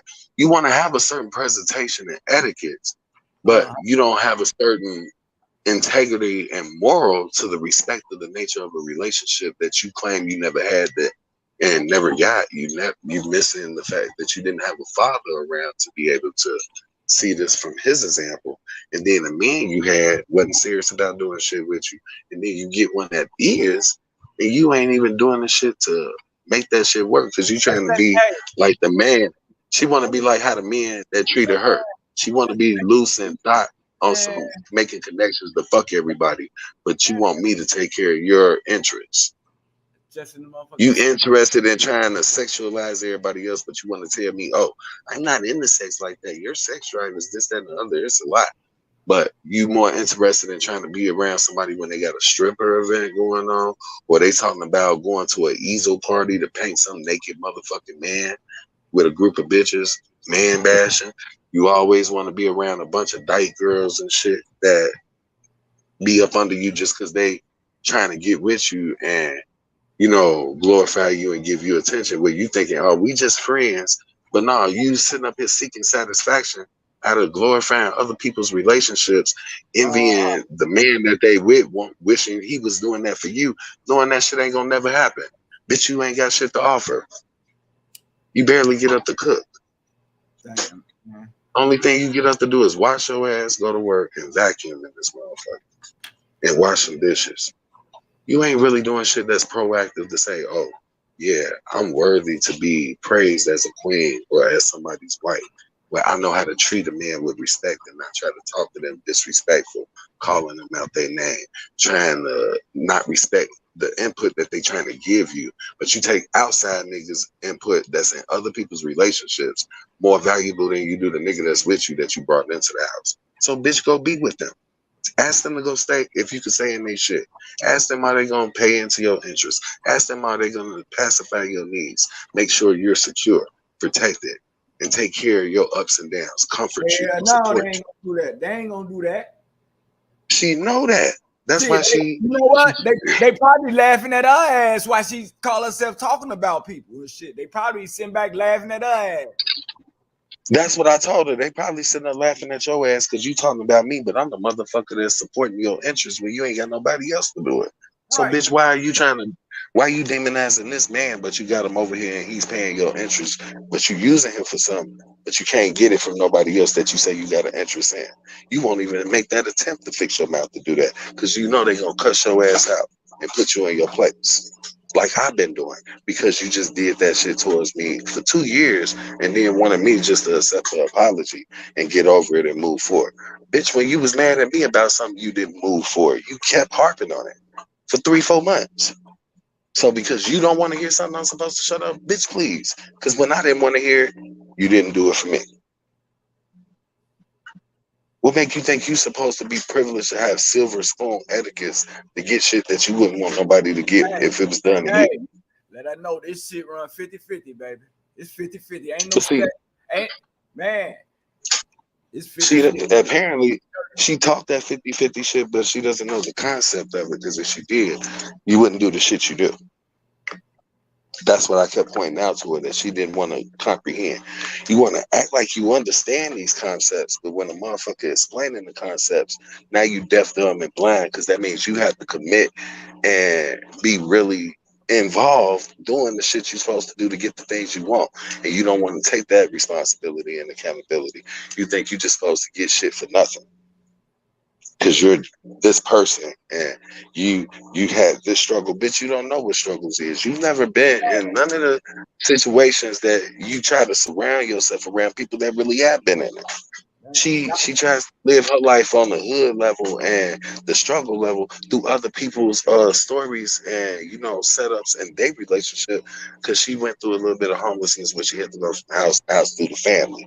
You ain't and maybe 1 or 2 shelters, but you never had to do it to the point it was at a desperation. You had to steal, or you was out for too long and you didn't have no help. She ain't never went through that. You ain't never sold no drugs. You ain't never been part of no gang or nothing, but you want to surround yourself around all these people because you've been knowing them since you was coming up as a teenager. So you think that just automatically gives you validation to say, yeah, you lived the life. No, bitch, no. The only fucking record you have is from shoplifting, and that was you following them behind somebody on some shit, and you got what, a week in jail for some shit. The other charge you caught was when you tried to fight me, doing me dirty out in the middle of the street off of Fremont, and we both went to jail. Damn. And the only reason why we both went to jail is because I had a warrant at the time, but it would have just been her because she assaulted me in front of a cop. Stop, y'all got a lot of history, man. Yeah, because she always wanted to be vindictive and spiteful and nasty towards me for the shit she couldn't do to her baby daddy. envying the fact and loving the etiquette of how I do my kids. Love the fact that I trained them so well that they so respectful. They do more to listen to me than they do with their own mama in the house where they at. I am the disciplinarian. I am the structure. I am the teacher, the professor, the help aid, the provider to shit with my kids. Even though I'm 3,000 miles away, I make sure whatever they want from me, I try to set aside and make preparations for them to have it. Done it with her kids. Never asked her to do it with mine. And the one time she offered to do it, me and my kid's mother was having a disagreement where I was going to try to bring my son back. And this was when she was going through the shit with DCFS. And the only reason why I told her to get her money back when she bought the plane ticket while I was up there is because I didn't want to put no extra shit on what was going on with the DCFS and the breakdown with my kid's mother and her interaction with them and how it affected my daughter with her, suicidal episodes that she was having. But I had a reason for everything I did to take initiative to separate myself from my kids' lives. And even though I wasn't physically there, I was always there and involved. Yo, baby daddy never been around. Made suggestions like he was gonna come or show up and never did it. Never followed through. But you want to talk shit to me about how the fuck I should have moved the shit with my situation when you can't even motivate or say shit to your own baby daddy to make him be a part of his with you. So what make you think you got the type of authoritarianship of power where you can be so opinionated on shit you ain't even got together? Yeah, she needs you. She needs you, man. She needs you. And I'm trying to be there for her because of the heart I have, bro. I'm trying to be here for her and want to give her the opportunity to prove that she can be the person I saw in her. But when you want to be a bitch, a thought, a slut, a hoe, and make yourself available to everything that does not dignify or define what you tried to present to me, saying you're a classy person and how could I say reserved person, because you're not showing reserve when you ain't even making the reserve to deal with what I'm trying to present to you to give you what you say you want, to stabilize you and elevate the situation to better, own limits. Yeah. So bro, that shit had me so hot that you keep trying to make yourself a victim to want to apologize and not internalize how you tried to punish me for what you can't punish the other niggas for that used your ass for sex. But that you sit there lonely as hell. Wishing they was here with you, but you know that will never happen unless you finna give us a pussy. That's the only thing they want. And they leave. Only thing they never talk about with her. And then it's when they ain't gonna make no connection or she ain't gonna make no attempt to go there out the Cali where they at, knowing they ain't gonna come to her. Guess what? All of a sudden you butt hurt. You depressed. But you claim you got all your shit together when you're so stable, but you can barely make ends meet. You're living paycheck to paycheck. And the shit I do contribute and what you might get out of my brother here and there is what stabilizes you. So yeah, bro. Part of me just want to put my cash app on my page and just be like, please help me, save me from a toxic ass relationship, or pull up on me and help get my shit out and move me somewhere that I can show what people did appreciate. Goddamn it. I would love to have somebody be like, yeah, you know what? That's some fucked up shit I've been through, and these bitches ain't shit I got. Or be like, you know what? I'm gonna pull up on a motherfucker and put him somewhere where he can, show what she didn't, appreciate, and how this other person is willing to appreciate the people pull up like that. I would love for a fairy tale event like that to happen to me. I think I'm deserving of it. Because I've taken more ups and downs and falls trying to be everybody else's protector and mouthpiece and, position of strength when they didn't have it. I never had nobody to do it for me. And I took the most losses and falls. So I would love to see that shit happen. Boy, I would campaign that shit for months all over the damn social media. Like, you didn't appreciate it. Look what you did. You fucked yourself out of the thing and let somebody else have what you call trash, and they called it treasure. Yeah. When you've been trash because you didn't take the initiative to pursue and be the old saying too. Get to the thing you said you want. One man's trash, another man's treasure. So, hey, anybody watching that know somebody that might be interested? Yeah, please take me up on that offer. You can either hit me up through my Cash App. I will put that shit on there where you will see the barcode on my page. Or you can motherfucking pull up on me through my inbox and we can try to make some arrangements. And I would do it gladly in front of her ass to let her know that you lost one. Mm-hmm. And tell you where I'm at. We can go ahead right off to the sunset together and read Enterprise how we gonna move in life in front of her. And I'll make it a whole live reality show that's real reality. Since people think they're watching reality TV and that's teaching them how to deal with relationships, that's not real. That's scripted. Want to see a real reality show? Take me up on my offer. Watch how life changes. Go down there to Nevada Regional and put in one of them applications, man. Nevada Regional. They'll get to you quicker. What's that? Regional What's the Nevada Regional? For Oh, you talking about for EBT assistance and all that? No, low income. Well, my disability. I used to stay on J Street in that little complex over there on J Street, right off goddamn it, Lake Mead. And I think I know what you're talking about. Yeah. Look. But no, disability and SSI was already supposed to be helping me to get assistance for that. I just got to wait on them to send a paper to me that I have to fill out and send it back to them so they can process things. So, yeah. And the fact that I'm about to $110, man. For me to even know I'm finna get that type of assistance because of what's going on with me. Plus, I have a lawsuit for the hospital I was at. I'm about to come in the money. So while motherfuckers doing all this trick shit with me, they've got to fuck themselves out of a resource that would have amplified their living conditions when they can't get it. But if they act like that and you don't think they gonna change, what you gonna? Why would you? Oh, that's why I'm not. That's why I'm not even trying to make that shit really an option or availability. I have to see action, and if I don't see no interest or action that shows you're gonna do what you need to do to keep it, oh, everything about to be secret squirrel here. I'm not telling my right hand shit. My left hand know what it's doing. So guess what? If I make a connection, she wouldn't know about it. If I decide to use some shit that deals with a resource that just got available to me, she wouldn't know about it because you're not showing me that you deserve to be a part of that. Where it benefits you. So I'll make sure that it benefits the next motherfucker that's gonna do right now. Motherfucker get something and goddamn motherfucker get extra grimy. Then right. So she thinking, then they gonna be extra goddamn it backdoorish. But see, that's the thing. With me, she ain't gonna get shit out of it. That's the problem. If you ain't indulging in what the fuck I want and ask of you after a relationship where I have to be punished for 2 years, you have nothing for me. I will make that available to the first motherfucker that wants to be the part that I need to balance my peace. Hey, come up on the panel, sis. I sent you a yeah, I want her to come on the panel. Because it's hard to get the comments. So I would love for her to come in and give an input. I'm just trying to talk to you for the longest anyway. But bro, I'm telling you, I will give the first motherfucker that really serious the opportunity that she did not appreciate.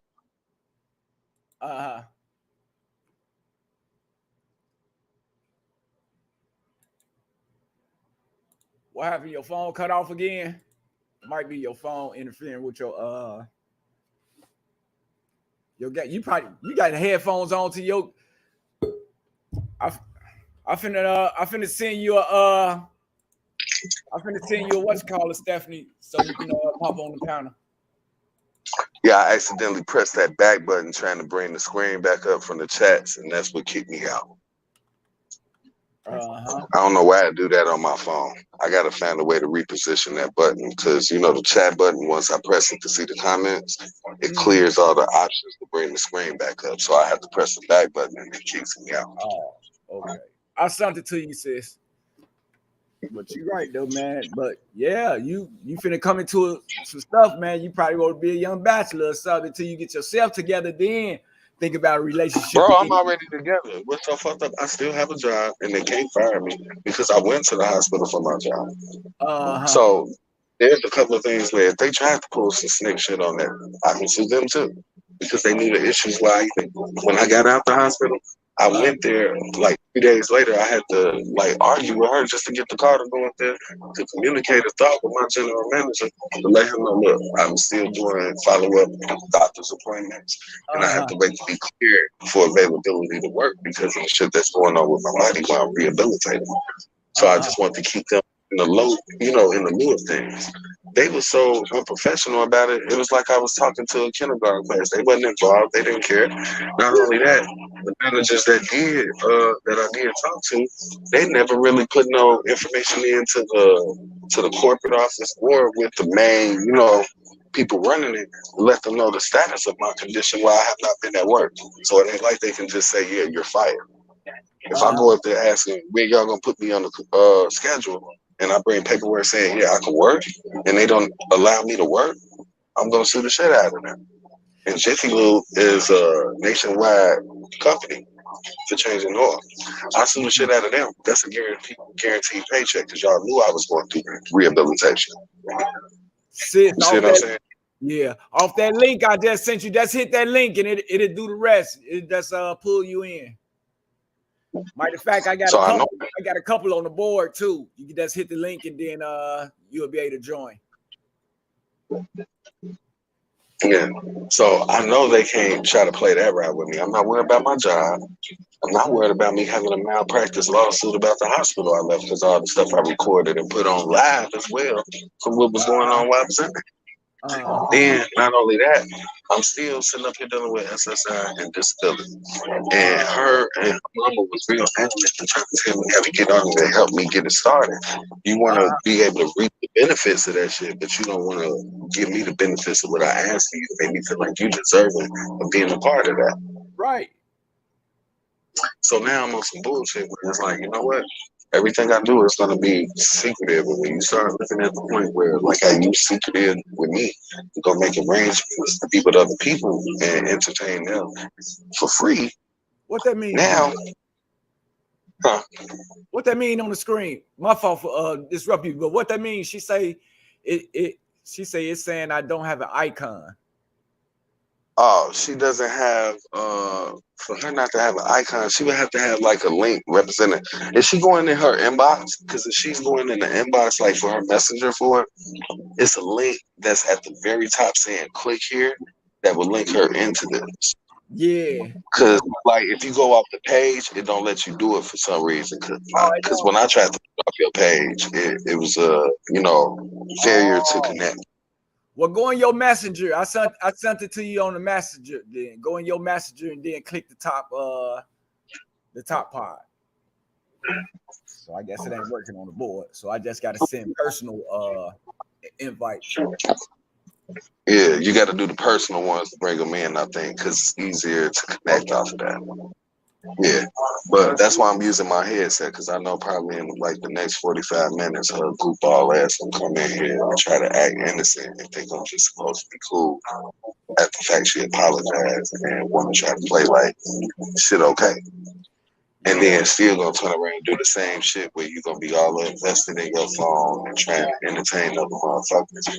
Because you worried about if I'm gonna say something ready to, kind of snap a little bit about the fact that you're still doing the same shit that you said you want to make. Yo, that sounded like some Jerry Springer shit, man. You get lovey-dovey shit, and then she gets lovey-dovey in such a way, and then she wanna motherfucking digress right back validating shit. Right. That's exactly what she did. She tried to validate the shit that she was being apologetic for, trying to be lovey-dovey. Damn. That's why I said something why I snapped, bro. That's exactly why I snapped with her. Because I'm like, how you gonna be apologetic to try to rationalize and justify your actions when they were doing something wrong to me that caused me to respond and feel a certain type of way about you and what I do with you? And I know you don't makes you think that's okay. Bro, it ain't no chill on my mouth. If I got something to say, ain't nobody gonna tell me I can or can't do that. That's mine. The moment I let a motherfucker control my mouth, then there's something about me that became weak, but now I'm just subjected to a motherfucker. Sorry, I don't know what I'm doing. Look, check it out right now. Here you go right now. I'm finna send you another messenger. It's gonna be on your messenger, your Facebook messenger. Yeah, go in the Facebook inbox and it's the top link. When it pop up there, just hit the top link. It's gonna say enter here.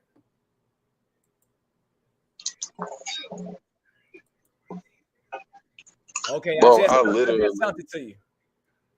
I listen to you, bro. Oh, my bad. I was just gonna tell you, she made me so mad about that where she snatched a little vape pen. I literally wrote down and used my last couple of little dollars to go get me some cheap ass cigarettes because she didn't want to share her vape pen, all of her feelings, because her apology wasn't accepted enough because it wasn't no sincere. It was all aggressive and like you had an attitude because you wanted to apologize about something. You didn't want to take your accountability for your actions on. You tried to rationalize it and justify it to be the victim. That is why petty. you was okay to do it. That is petty. Yeah, she be a petty bitch shit. And that's why I be getting mad when I get in the inbox trying to talk to you. I'm like, man, what type of woman do this shit? Hell, all the black girls that I've been with have been like that. But this is the problem. All the white girls I was with, and I've only been with what, maybe two white girls. I never had no shit like that go on. The two white girls start. Right. The two white girls was all about me. The only thing was they were so loose with their body. So they was for everybody when they were supposed to be in a relationship.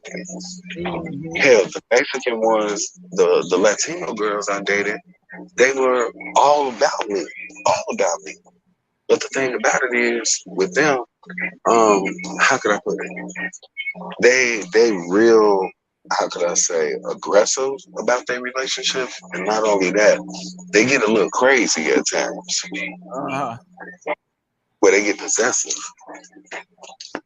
and controlling. That's the only difference with the Latino women. So what would you if you had a fine print to put on this this type of stuff, what takes place in relationship? I just wish people what would you call it?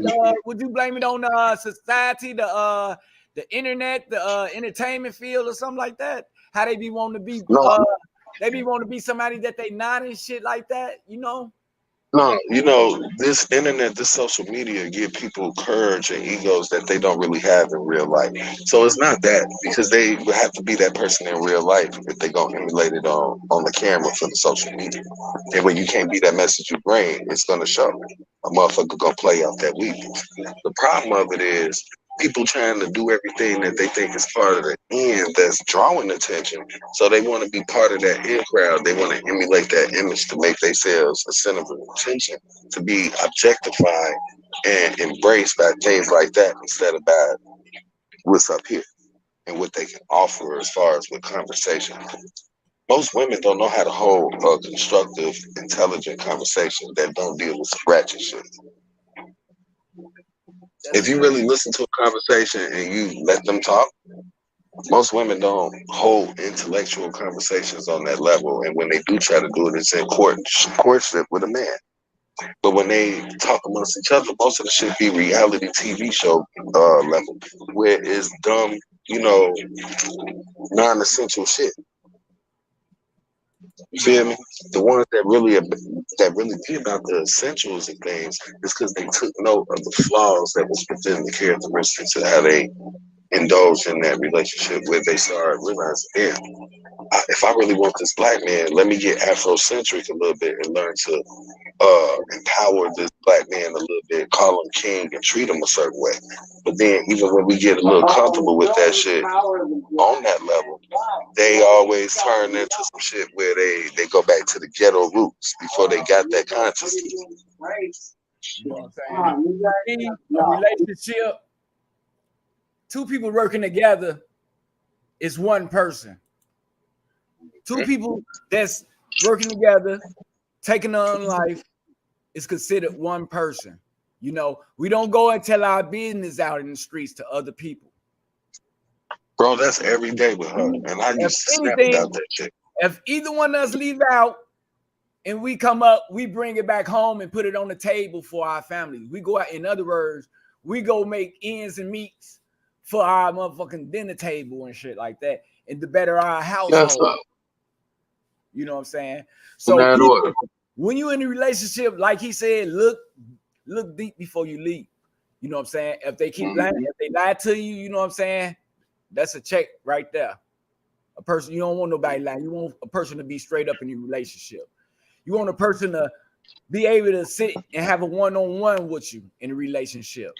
You know what I'm saying? Not and be willing to be open. Huh? Just to be open to communication. They got to be willing to be open to criticism and being able to have responsive communication.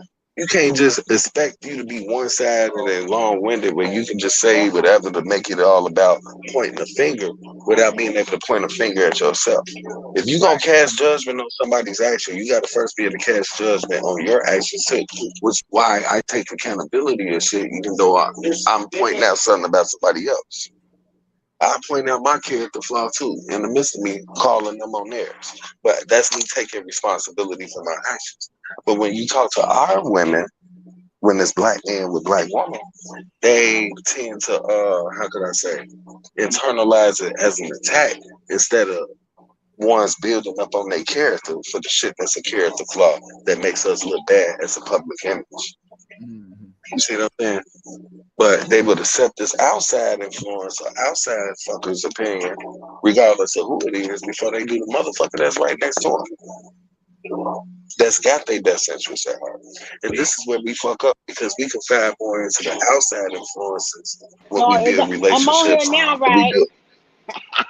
Peace of love, Queen. How you doing? I figured it out, nigga. I figured it out. You figured it out all the time. All the time. Much peace and love. Trial and error always get you ready where you'll figure it out. So yeah, you just had to discover it for a minute. I'm on this bus driving, man, and I'm all in y'all in live. Hey, congratulations, Miss Bus Driver. You feel me? All the time. In that order. Thank you. And you have my condolences as well, too. You know what I'm saying? I love you, Queen. So, I feel I've been listening to you, man. All I can tell you is move in silence. If you got a key to the mailbox, make sure you check that mailbox. Cause she see any type of thing coming in there from the Social Security Board, all that. The devil is busy. She can get your mail and tear it up, and you won't even know you got that mail. I never thought about no girl. I never even thought. You know what? That's why I be on that now, and I try to make sure I'm always watching that as far as with the mailbox when it gets checked to make sure I get the mail that I need to take care of.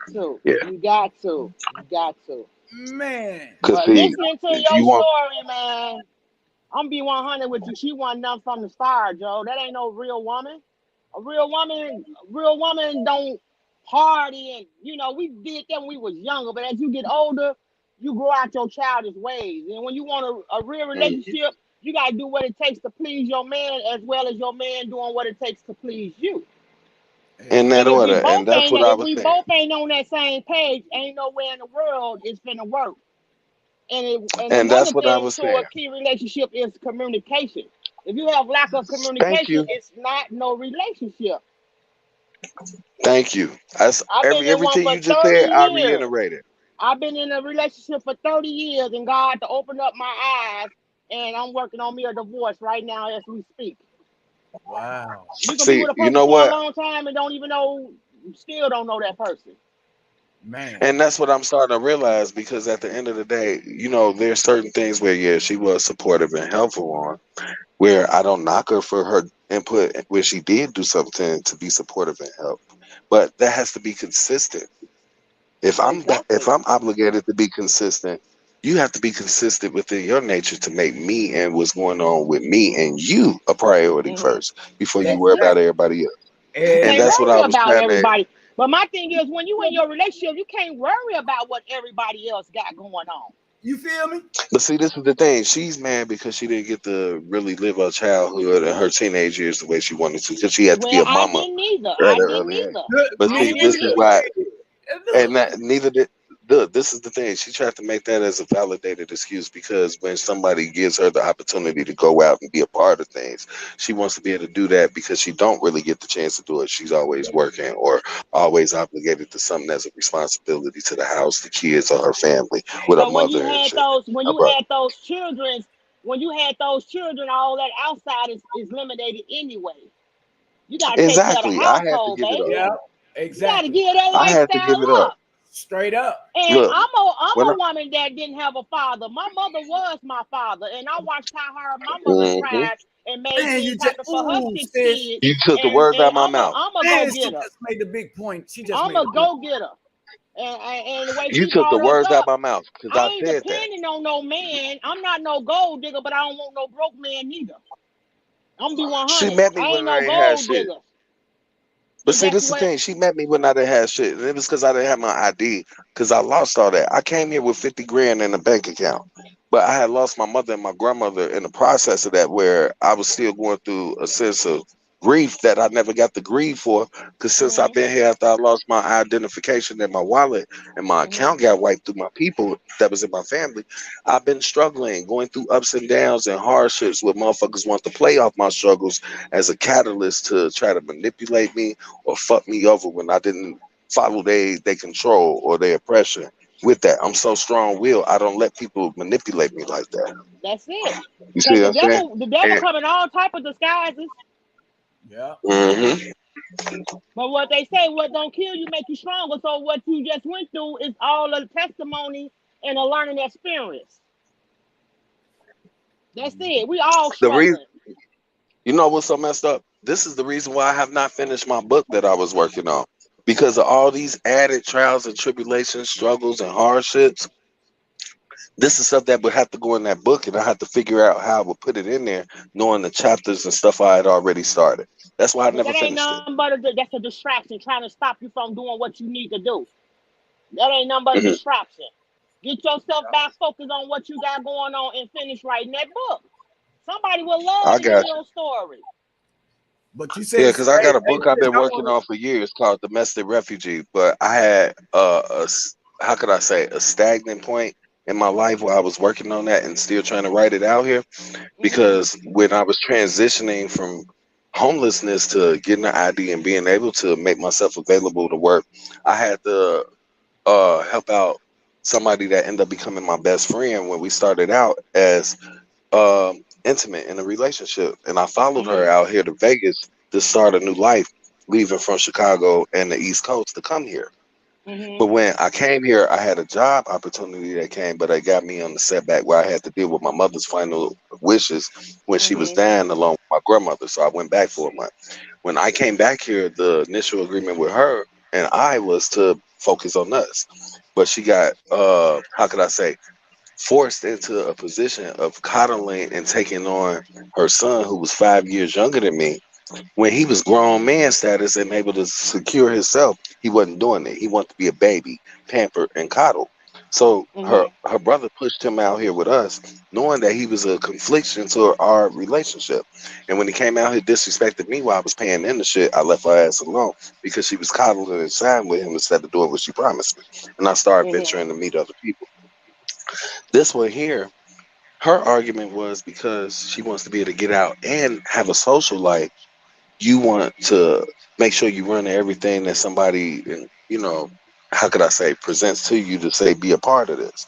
But how the fuck you trying to have a social life outside of your fucking relationship with the person you're with, but want them to deal with your interests and pay into your interests to secure your foundation when you ain't securing their interests and needs of what they want for you to want to do that shit. Exactly. So And that that's you why I answering kept your pointing out to her. she's not ready for no relationship. That's just the bottom line. She's not straight on. ready.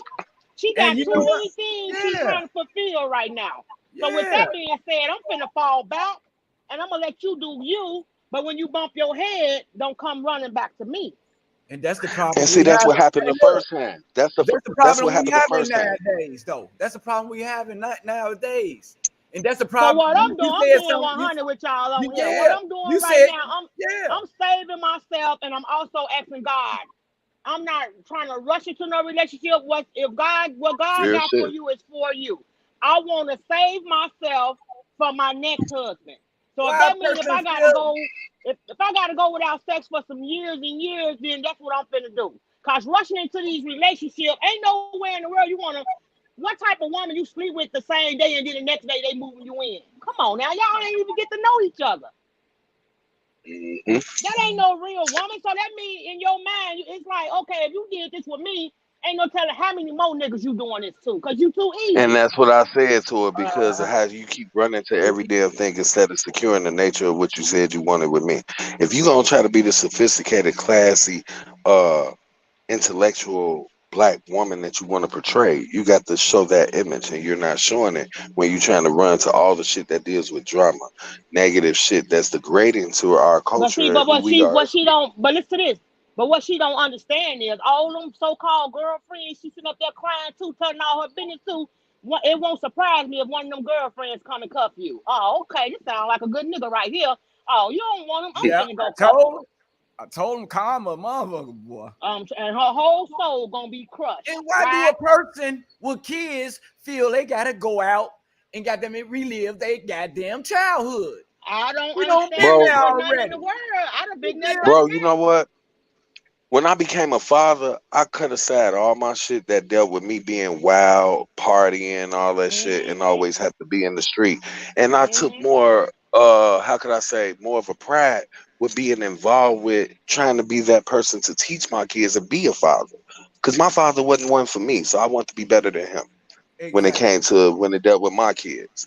So when I started watching how they was growing and how they was growing into themselves, I was so nostalgic and happy about it that, you know what, I literally shut down my neighborhood from all of the illegal shit that would cause motherfuckers that would want to come over there and shoot at motherfuckers on the block.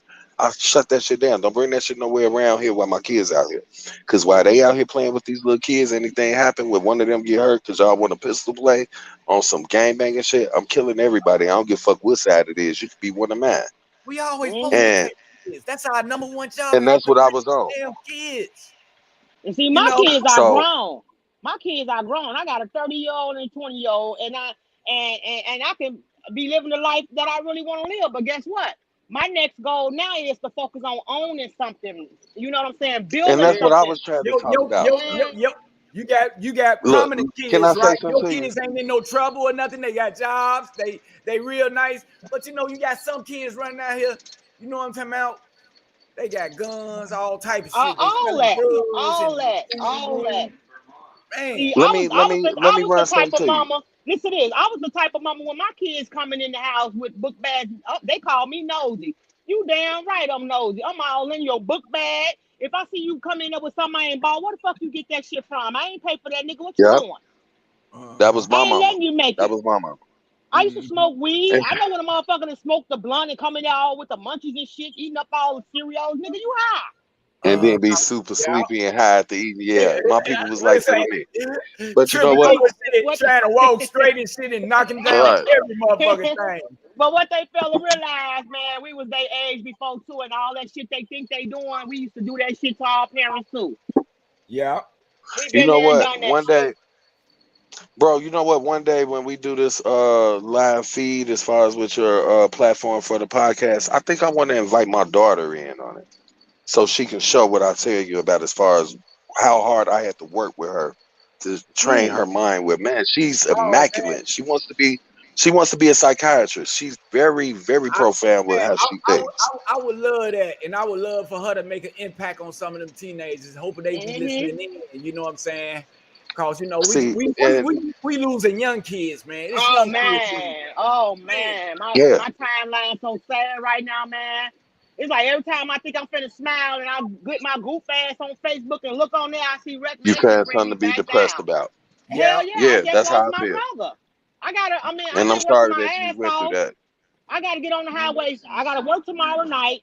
I gotta go get up early in the morning, grab me a rental because I've been working so much I don't even have time to go and get my car serviced.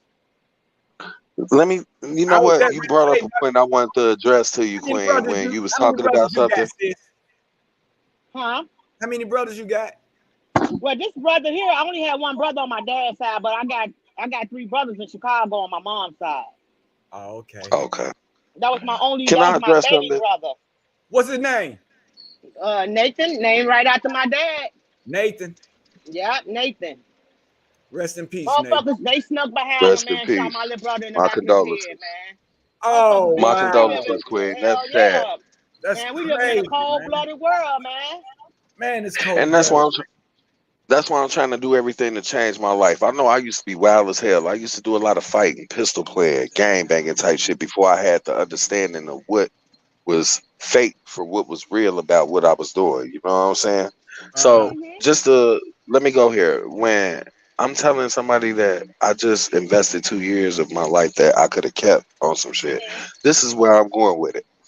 Go ahead. I presented certain conversations to tell her about things that I was dealing with within Ventures Guild because I Mm-hmm. presented two ideas that are lucrative and being able to, gain some type of finance and money on it. Thing is, it's about manufacturing a product that would be able to show the representation of what my invention was. One of them Mm-hmm. was a safe sex app where you could use your finger or your eye scan to your phone for the biometrics in Mm-hmm. order for you to do like I want to say a STD check on people that you might be interested in. That way Mm. you can already screen them to make sure you ain't got to worry about no type of STDs or consequences being put at risk by interacting with these people. Oh, that's a Because good idea. everybody that goes to the doctor, their information gets stored in a database. So why not link an app to that database that can give you a personal private screening of whether these people are safe to interact with or not? That would cut Mm-hmm. down on a lot of worries about HIV, AIDS, Mm-hmm. anything that could be transferred sexually. That was Mm-hmm. one thing. And I was What? trying to present it to her to let her know, let's, you know, invest in these things to make this shit possible since I'm seeing the people that's supposed to help me with it ain't doing that. I even Mm. presented certain things that dealt with businesses where I was trying to make it where we can be entrepreneurs, set our own work hours where we didn't have to work for nobody else. Mm. But every time I tried to do things that show I was trying to elevate her majesty as a woman that I was gonna have by my side as my wife and try to make her Mm-hmm. that. You showed me that you wasn't interested unless it dealt with some shit where we getting high or you want to go Oh entertain people Lord. that's about some ratchet shit. Mm. I'm trying to Mm. build on my character from what I know I wasn't thinking about as a kid. I was always Mm. very intelligent and proactive when it came to schoolwork. But this is the Mm-hmm. thing, I never want to be subjected to being someone's slave. I want to find a way to make myself an industrialist where I can be my own entrepreneurship. So when I'm coming up with ideas to build on us and our etiquettes to make us profound, where we can be one of those Mm-hmm. statues that you emulate looking at people on TV that's got their own shit.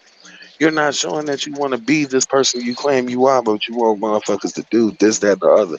You keep trying to run to get pity parties and satisfaction out of motherfuckers that got their shit together and not finna motherfucking jeopardize their relationship to make you a part of it. Oh She don't man. want what you want, baby boy. I'm gonna be honest with you, man. That ain't No, gonna no, no, cut it, no. man. She's so no. Listen to what I'm saying. No, listen to what I'm about to tell you about that. Why I'm Okay. saying that. Okay, I'm listening. When I first decided to obligate myself to come here, I wasn't Mm-hmm. talking to her at first. It took like Mm-hmm. 7 months of her trying to reach out to me because I had stopped Mm-hmm. fucking with her to talk to her. You want to know why? Because she tried to backdoor me to one of my brothers that's part and parcel with my demonstration to try to slander me and open up a vague way of saying, oh, you need to come and smoke and drink with me so we can catch up where you never had a connection to catch up on, and did that Mm. with the ex that she and did that with the ex that I left alone because she wasn't good for me and she was toxic. To deal with her, she did the same shit with her, trying to have her come over and talk to try to get info on what she thinks she can make a case to try to have somebody co-sign with her to build So armies you the so she can feel subject, like huh? she's wanted. You the Yeah, subject. tried to make me. Right. But see, let me go here. Left her alone because she was backdooring me to slander me, but screaming, you Mm-hmm. love me in my face, but you demonized me to your people, knowing what I was going through, why I couldn't help you, but you allowed them to make judgments and assumptions about me on the first time meeting basis where they had me in a family meeting to kind of, how could I say, degrade me when you got a nigga beating up your sister that don't do shit to work or do nothing to help with shit to make no Mm-hmm. real money. He makes his woman, which is her sister, do all the grunt work to bring in the finance, whether it Mm. be being a surrogate mother Yo, or showing her arts and crafts about how she makes bracelets and necklaces with stones to them. He makes her do all the work. He might cut some hair here and there just to entertain his homeboys. But at the bro. end of the Mm. day, he ain't doing shit to support shit. He just want to make sure he dictates how she moves and what she does with his kids. Mm. Bro. Hey, Wow. bro. Hey, And they condone that. They don't try to attack that relationship to force Crown. that shit over with. Huh? Crown. That's crazy. She trying to make you put a pack in your hand too, man.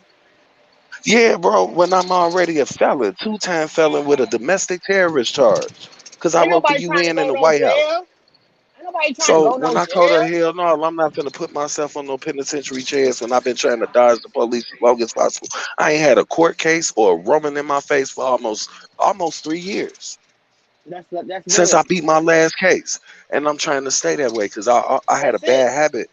I had a bad habit as a youth coming up to the point when I became a father, where it seemed like every other year I was in and out of jail for some shit. And I had Mm, to atone to that because my kids used to ask, like, man, why you always in jail? And I would have to tell the truth.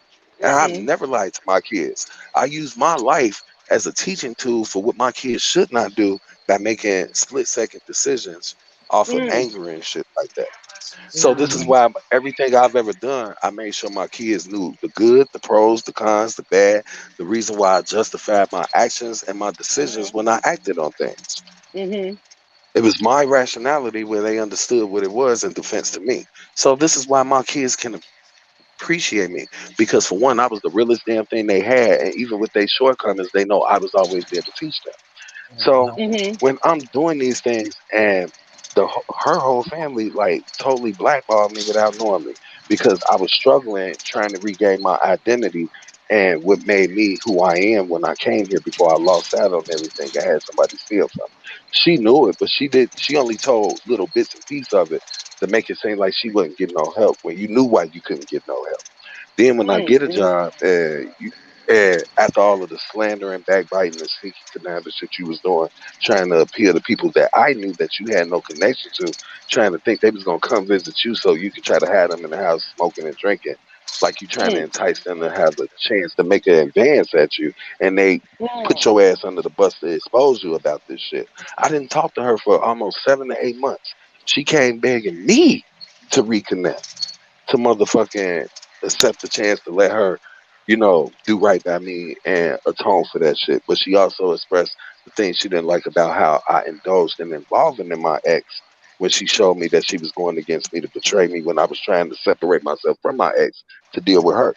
Mm-hmm. So she wanted to make me remained steady getting punished for my actions, but didn't want to take the accountability for reaching out to motherfuckers you had no business reaching out to that I knew. And then you slandering me to everybody you know and looking for motherfuckers to coddle you and try to take you in as a comfort where they want to lay up with you and get drunk or high. And when you wasn't able to do what they wanted you to do, they didn't indulge in you. They don't want to Your ass bother was with long your in his ass. head. Right. Hey, They don't want So to I'm this not. is bother when she with you. The ran to me. motherfucker can't use you. They don't want. They don't.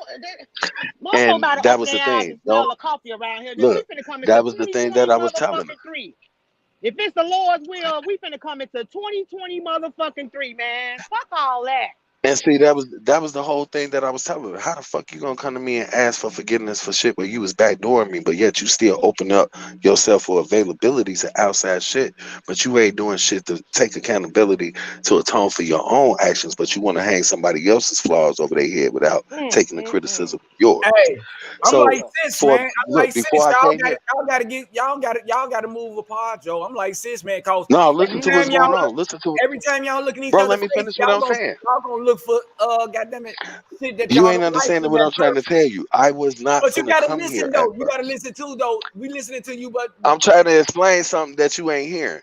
I was not finna come here at first. I was finna take my shit and leave with my check that I was waiting on when I had to relocate my dog even to come here. I was gonna let him go to the pound or a shelter, and the shit that I was able to salvage from where I was staying at, where I was taking care of my household and helping the person that was once a love interest but became my best friend. Both of us was on the lease.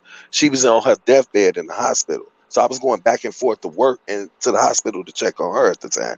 Her brother and her son came out and did some conniving shit to try to get me out the way to put her son in the apartment that me and her was in. And he didn't have no stability and had his little girlfriend that he called himself making out here at a job beating his ass. So he always had to run to me and his mama to save him. So he didn't want me to have something that me and his mama was in because he wanted to have control and authority.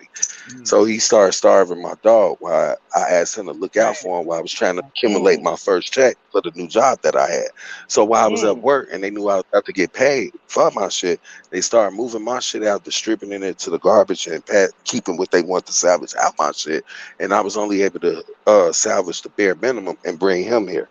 At first, I was going to let him go and just take my check and take what yeah. I was able to keep of my shit and go. because I had too much of a hardship with ups and downs, struggling when I was But trying to do right and build shit yeah, as a foundation for my family and the yeah, people I was around.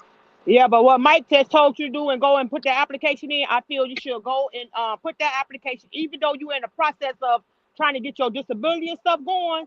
The situation you Mm-hmm. in, about to face homeless, I believe they will move more quicker for you. And then guess what? Your rent might be zero. Yeah. Why? Because you don't Yeah, have an especially income because of right my health now. conditions. Exactly.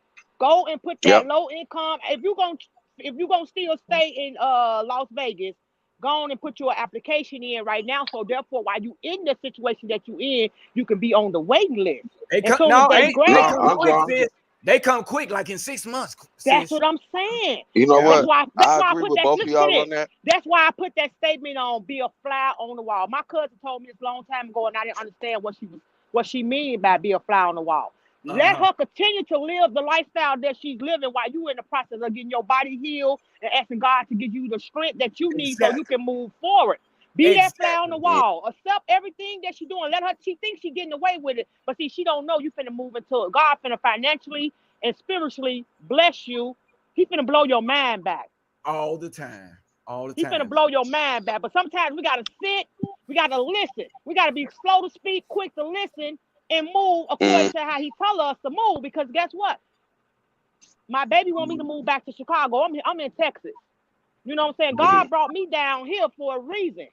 To Mm-hmm. humble myself. Get All the my life time. in order. Shut your ass up. Slow down on all them blunts, drinking beers and shit.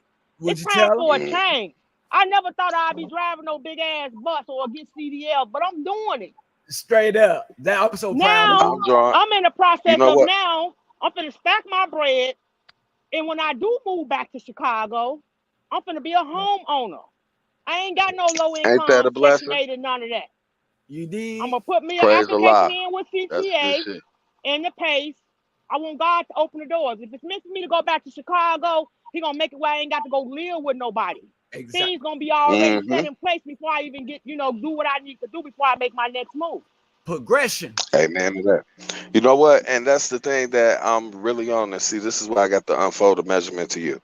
As far as with how I'm thinking and planning, because of all of the bullshit I've had to go through with the ups and downs, I'm really kind Mm-hmm. of like, how could I say, over Vegas, because it ain't shit but Sodom and Gomorrah out here. And I want to be somewhere where people have integrity and they're not just, how could I say, lost in the sauce because of the highs and lows of what you can get in the street and all the excitement. Here is no way to really get that humbleness. As far as it humbled me, as far as my temperament, it humbled me where I don't want to go to jail That's because I don't it. want to keep going through those aspects. But as far as to feel like this is somewhere you can settle down and build a real quality of life, I don't see that for Vegas, and that's why I'm If you kind of got like that, if you over it had that because of real, that if you hard had time. that real woman by your side, I bet you wouldn't be thinking that way. I still wouldn't be inside Vegas. I would be in the suburbs or the outer limits of this shit. Because if you knew how Vegas was, as far as with certain I shit, never yeah, been I to, I wouldn't want never to be been here. to, I never been to Vegas Yeah, yet. yeah. Vegas is Sodom and Gomorrah. That's Babylon. In the Bible, how you hear all the sinful shit of Babylon in the Bible, the Mm-hmm. sodomizing, the rape, the sexualism, all the drunkardness and getting high, intoxicated, and alleviated. That's this shit here. I talked to my little brothers. I got one that's in Iowa, one in San Antonio, Texas, I don't feel the Mm-hmm. same, and sis. I'm down I here too, got a but I couple of don't feel the people. same. No, Cause that's I see because Mike, you you down have a there. different Mike, you comfortability. down there doing your motherfucking thing, brother. Oh yeah. Yeah, he came and stabilized himself when he touched down. It depends on the individual. That's what I'm saying. Right, That's true. That's Cause true. but everything because of 99% gonna stay the same. It take the individual to change and want to be some shit. The That's it. 1%. and That's it. that was the thing. I gave up the wild part of me, but because of the shit that I came in here financially stable with, I no longer had access to where I had to keep struggling and going through all Mm-hmm. them ups and downs and seeing the Mm-hmm. real quality of people out here and Mm-hmm. how they deal with life. It really just like half-hearted me about how I feel about this out here. I love the atmosphere with the mountains and the environment aspects, but when it Mm-hmm. deals with the people and the etiquettes of how they have been molded to be as far as their thinking, I feel like when we left from the East Coast, the Midwest, and came out this way, we came Mm-hmm. to a diverted version that's degenerative of what the South would be with the old school teachers, where they kind of Mm-hmm. slow and they got misconstrued, crazy ass ideologies of how to interact and connect with people and indulge in them. Like, I've never been nowhere where people do cocaine, heroin, and crystal meth like it's weed as a recreational drug. That didn't happen until I came here. But see, I wouldn't And that made me surround really myself. scared about the I connect. wouldn't. No, that's I wouldn't everywhere. surround Listen to myself what with she's nothing saying like though. that. Listen to what she's saying though. What I you would. say? I would not surround myself with nothing foolish like that. And I don't. Bingo. I don't. Bingo. But this is the thing. When I was trying to make connections to learn things and learn the etiquettes of what's good to be able to go and then, go and be a part of as far as out here, I had to Mm-hmm. go through those situations where people wore costumes like they was these professional, classy type individuals that were with integrity. Well, yeah, they could hold certain conversations, but then when it's time to do the kickback, yeah, this is when the powder come out. And I had to hurry up and run away because I'm like, man, this is some shit I'm not used to. No, I'm not no part of that. Once that drink come out, everybody was like, yeah, let's get it. Who got some money for it? I had to stop trying to be friends with people or make connections That's with people it. because it That's was it. uncomfortable. Man, So when But I self-preservation. guess make a what? Listen connection, to this. Listen to this. I'm in Texas, right? I don't hmm have no friends. I don't have hmm no friends. People try to get me to go places. No, that ain't what I came down here for. I came down here that's for a right. whole different thing. I ain't partying. I ain't kicking it. I ain't doing nothing. None of that. Exactly. Cause people walk around with masks on their face, baby, and then the mask got to come up off your face, And that's and what then you see started the real. happening out here. See.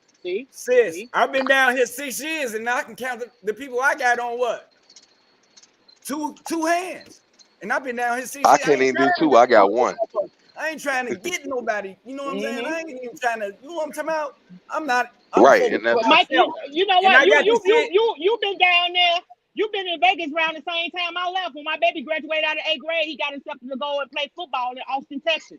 So we left around the same time. Yeah. good So shit.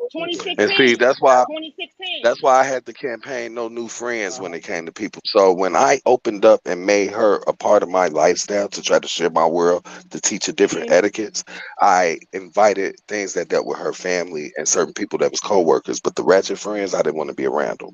So because Mm-hmm. of the drama that I saw them being involved with, but she likes to flock to it.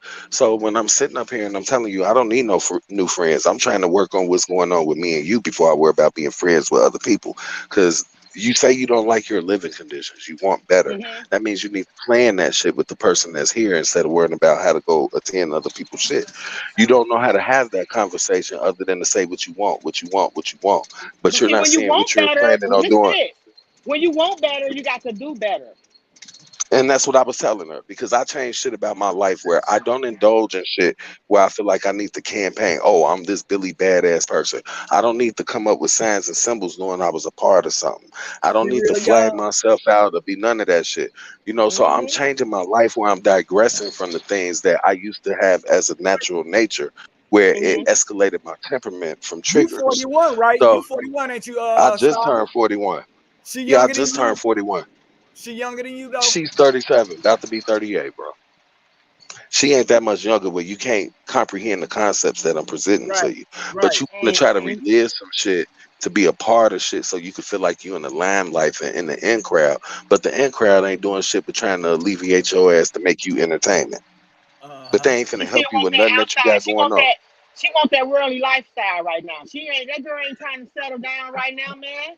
You can talk till You you know blue what's in the so face. fucked up? That girl don't want that.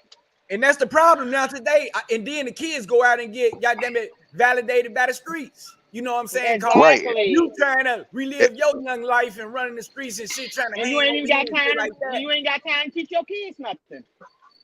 And Man, you she go ain't doing that like that. and you that I'm the you one that who makes sure I keep the etiquettes to balance that shit. But I'm okay. tired of doing that now. But what the parents fail to realize, when you think your kids not watching you, them kids watching everything you do, man. You Yeah. gotta Her better son believe do it. it for real. Her son do it for real, and Man, he listen, draws man. he draws contact clues off of what we be talking about to know that I'm not always the person that escalates arguments or be the aggressor.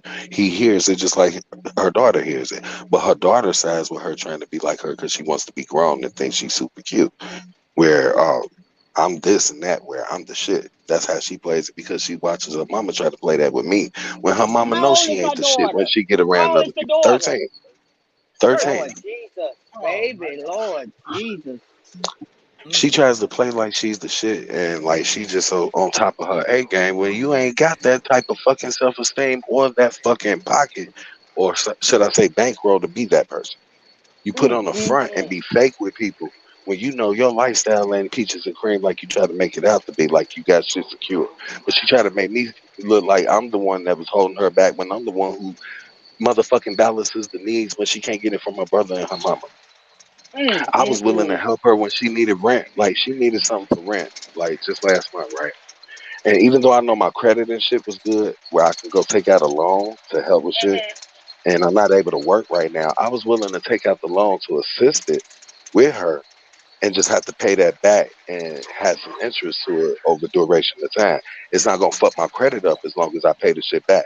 But then when I thought about how she was responsive to it, when I was willing to take that sacrifice to help her, you didn't want me to do it, but you keep talking about how you ain't getting help. But I'm She not didn't able want to you to work do it right now because because of she's not gonna help you pay that back. That's oh, why I she already didn't knew want to that. do I was that. gonna pay it back myself. But no, this is the thing. She wanted me to put $400 up to fix some shit on her car.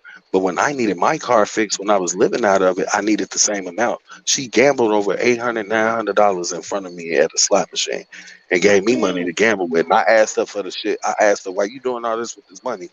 Take a few of them little hundreds that you just put inside the slot and give it to me to fix my car and secure it while I was living in it. Didn't do none of that. And I ended up having Lord my shit Jesus. taken from me. But then when Lord have when it mercy. came time around when she got her car and needed the help to get her shit where it was running stable and it was secure where she Lord. didn't have problems with it, I brought that same interest up. But I told her I'm not gonna be how could I say evil hearted about it and not help her knowing I'm here with her and we both use the car to get back and forth to work. So I told her, you should take note of this because the same thing that you took pride in when I took pride in something that was benefit my needs as my shelter and then get me point A and B while I was struggling. You took advantage of it when you had more access to it than I had access to it to drive and use it. And I don't even use your car like that unless of Lord have importance. mercy.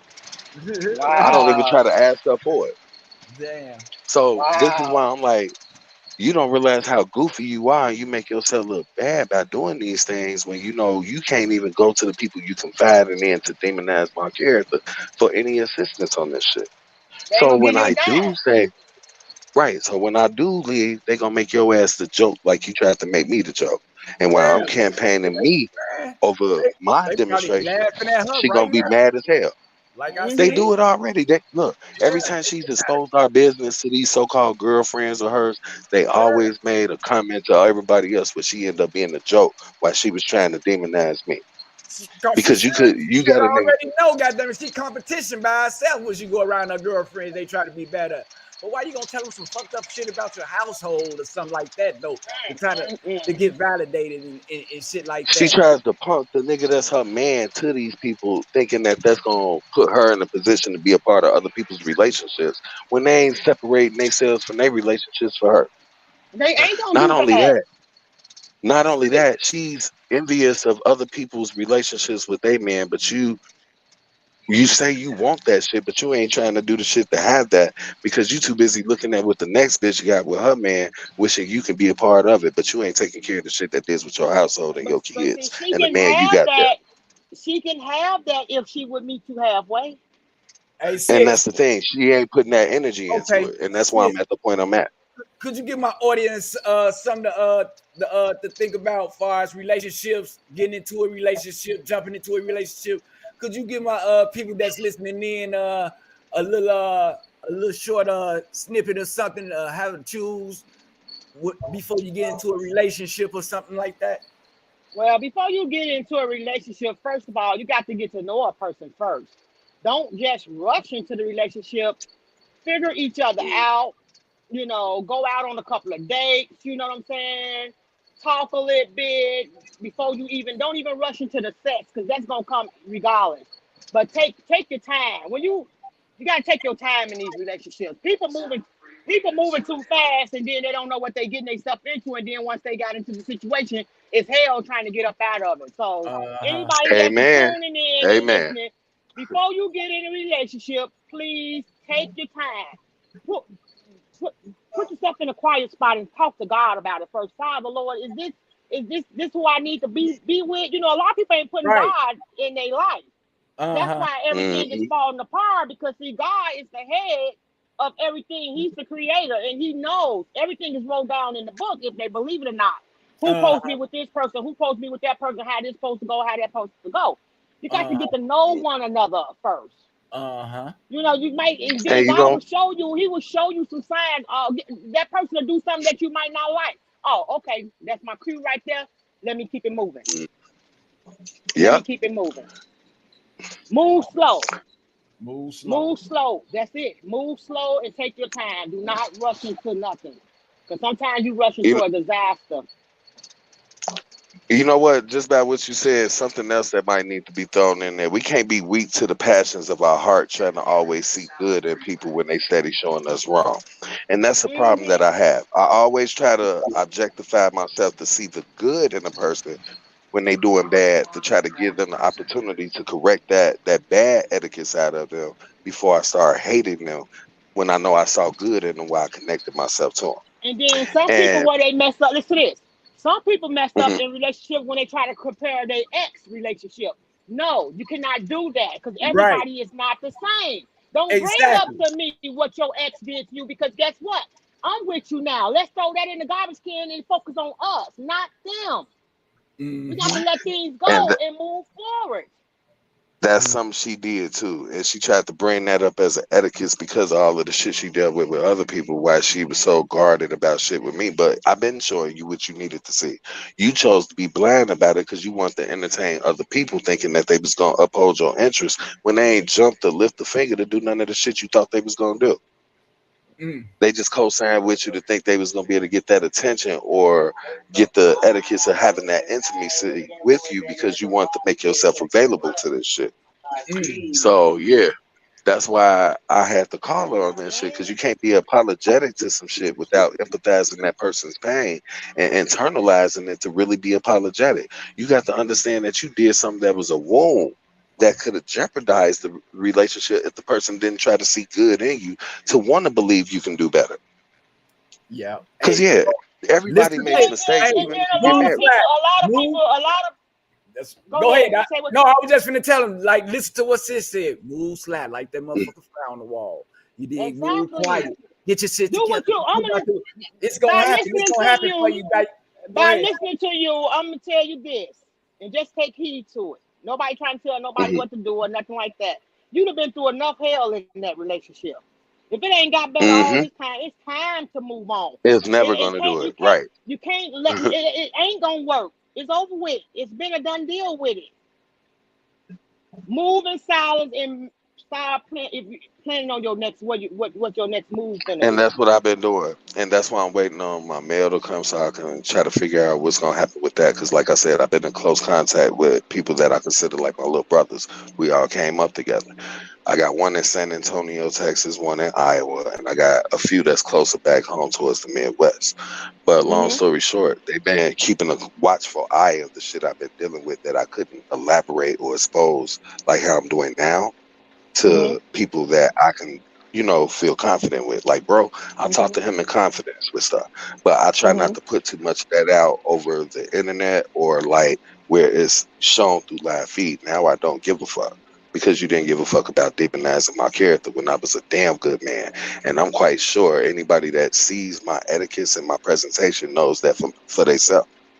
I have morals and integrity, where you want to deal with motherfuckers that rather be sloppy ass drunk where they can barely stand, or so fucking off they square from alleviating themselves that they can't even hold a real conversation. And they talking about some shit that's irrelevant or non-essential to anything that's going to be beneficial to a cause. You talking about shit where you gang banging, you ain't even really part of a fucking gang to be able to talk about that shit.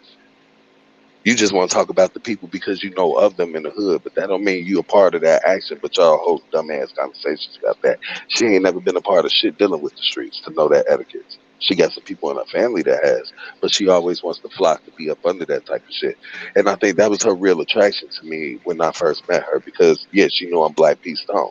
But at the end of the day, I'm not out here gang banging or just throwing up signs promoting dumb shit where it brings us down.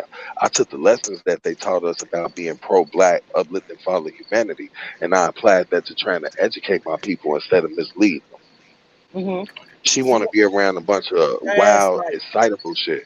She Yeah, want that but fast don't know life. that that's gonna get her ass either fucked up or make her where she might lose her kids by trying to be involved with shit you don't know shit about.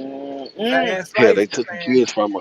They took the kids from her when we and her went to jail when she tried to fight me at the damn dispensary, and that's what she was so hurt about. Where I had to keep apologizing. I'm like, I don't understand why they came after your kids because we don't have those kids together. That's your children. That's not a part of my responsibility. We're just dating and together where I'm helping with things. But then when that happened, I felt so bad because I would never want that to happen to my kids by being involved with somebody that I was trying to hold my accountability and I internalized that pain. Well, I cried and I did that shit trying to really It hurt. apologize and be apologetic to show her I can be the person that she said I wasn't when she didn't even know what a real man was because everybody she done been with only fucked her, used her, and then went on to the next person. So when you getting things that you wasn't getting from them, that should have been a visual for yourself. But you didn't see it because you want to be blinded by what you was glorifying about shit that was negative, wanting to be a part of it. Then you take everything somebody tell you about their living conditions and look at their household and what they got going on and want to glorify shit without knowing the struggles and hardships they went through to get the shit they got. You don't know about the arguments that these people had or the miscommunication, but you just see certain shit and think that, oh, they have such a happy life.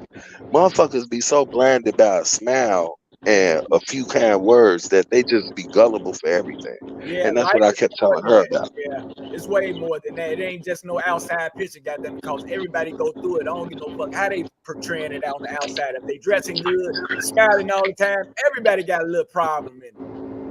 Exactly. That's true. But she want to make it seem like nobody has altercations or problems but me and her because I addressed the fact that you claim you're an adult, but you're acting like a child. But you want adult things. That's why I had to draw the line with that shit because how you gonna apologize and then justify and rationalize your actions? That's not a real apology. That's you trying to justify and rationalize why you think it's okay to do that. But let me do these things. You would hate the very ground I walk on and want some type of vindication or retaliation for it because that was time that was invested that was wasted when you was trying to do what you could to hold Hey, something together. So that that's shit why I hurt, feel like bro. that. But That shit yeah, hurt, that's why man. I'm hurt. I've been I, through it, man. It hurts when you invested everything that you have, man, just to figure out a person went on the Bro, same I've thing. been silently crying in this motherfucker to myself. I had to go get me a little shot of Fireball last night and a $4 pack of squares that's already gone because that's all I was able to afford to try to cope with the fact that that shit was just unfolded onto me. And then, though you tried to be apologetic, you didn't want to take accountability, so you rationalize it and justify your actions. And when I point out how that's not a justification or rationalization to make it okay, and if I did this shit when you were saying I was doing it, you didn't like it. But you had somebody do that shit to you every fucking day while you was with them and you had kids by them. And yet they went to 5 other bitches and had babies and forgot all about you and yours. Yeah, bro. I need to So be bro, that around, shit been hurt. man. I need I to cried for be the past around 2 days. a female of yours, goddamn it, that's gonna carry you high, man, and not gonna bring you down behind your back or either in your face, man. I don't think you deserve it, like she said, man. You know, Bro, it made me y'all, skeptic about wanting to talk yeah, to my y'all supposed sisters to be because working I've together seen as that so much one, from them. straight up. Bro, you ain't just hear what I said. It makes me very afraid to want to talk to another black woman or another sister. You want to know why? Because that's all I've ever seen out of they character for the ones that's close to my age. The only one that had a class about them was the one that was 16 years my elder that just passed. That I was trying to take care of the apartment that I Yeah, thought I would be able to secure in my name. I Now she remember was that. 50. What? She was 56 years old, and I me and her remember. had a very beautiful relationship. Yeah, I remember. It was better as a friendship than it was when we was together. You see what I'm saying? So it's like that shit hurts because I'm fearful of wanting to connect with my black woman when my black woman don't respect her black man but want the pro-black etiquettes of that. That's why I say the black woman is the essence of our culture right now. It takes the black woman, man, to get the man in place and everything today, man. You know, because I say a lot of men want to get married. A lot of men want to get married, but you know, the women don't want to get married nowadays. You know, they got that line life up in them. Some of them do, but you guys, you man, a good one. When they say a good man was hard to find, a good woman is hard to find. You know, real shit, because we out here.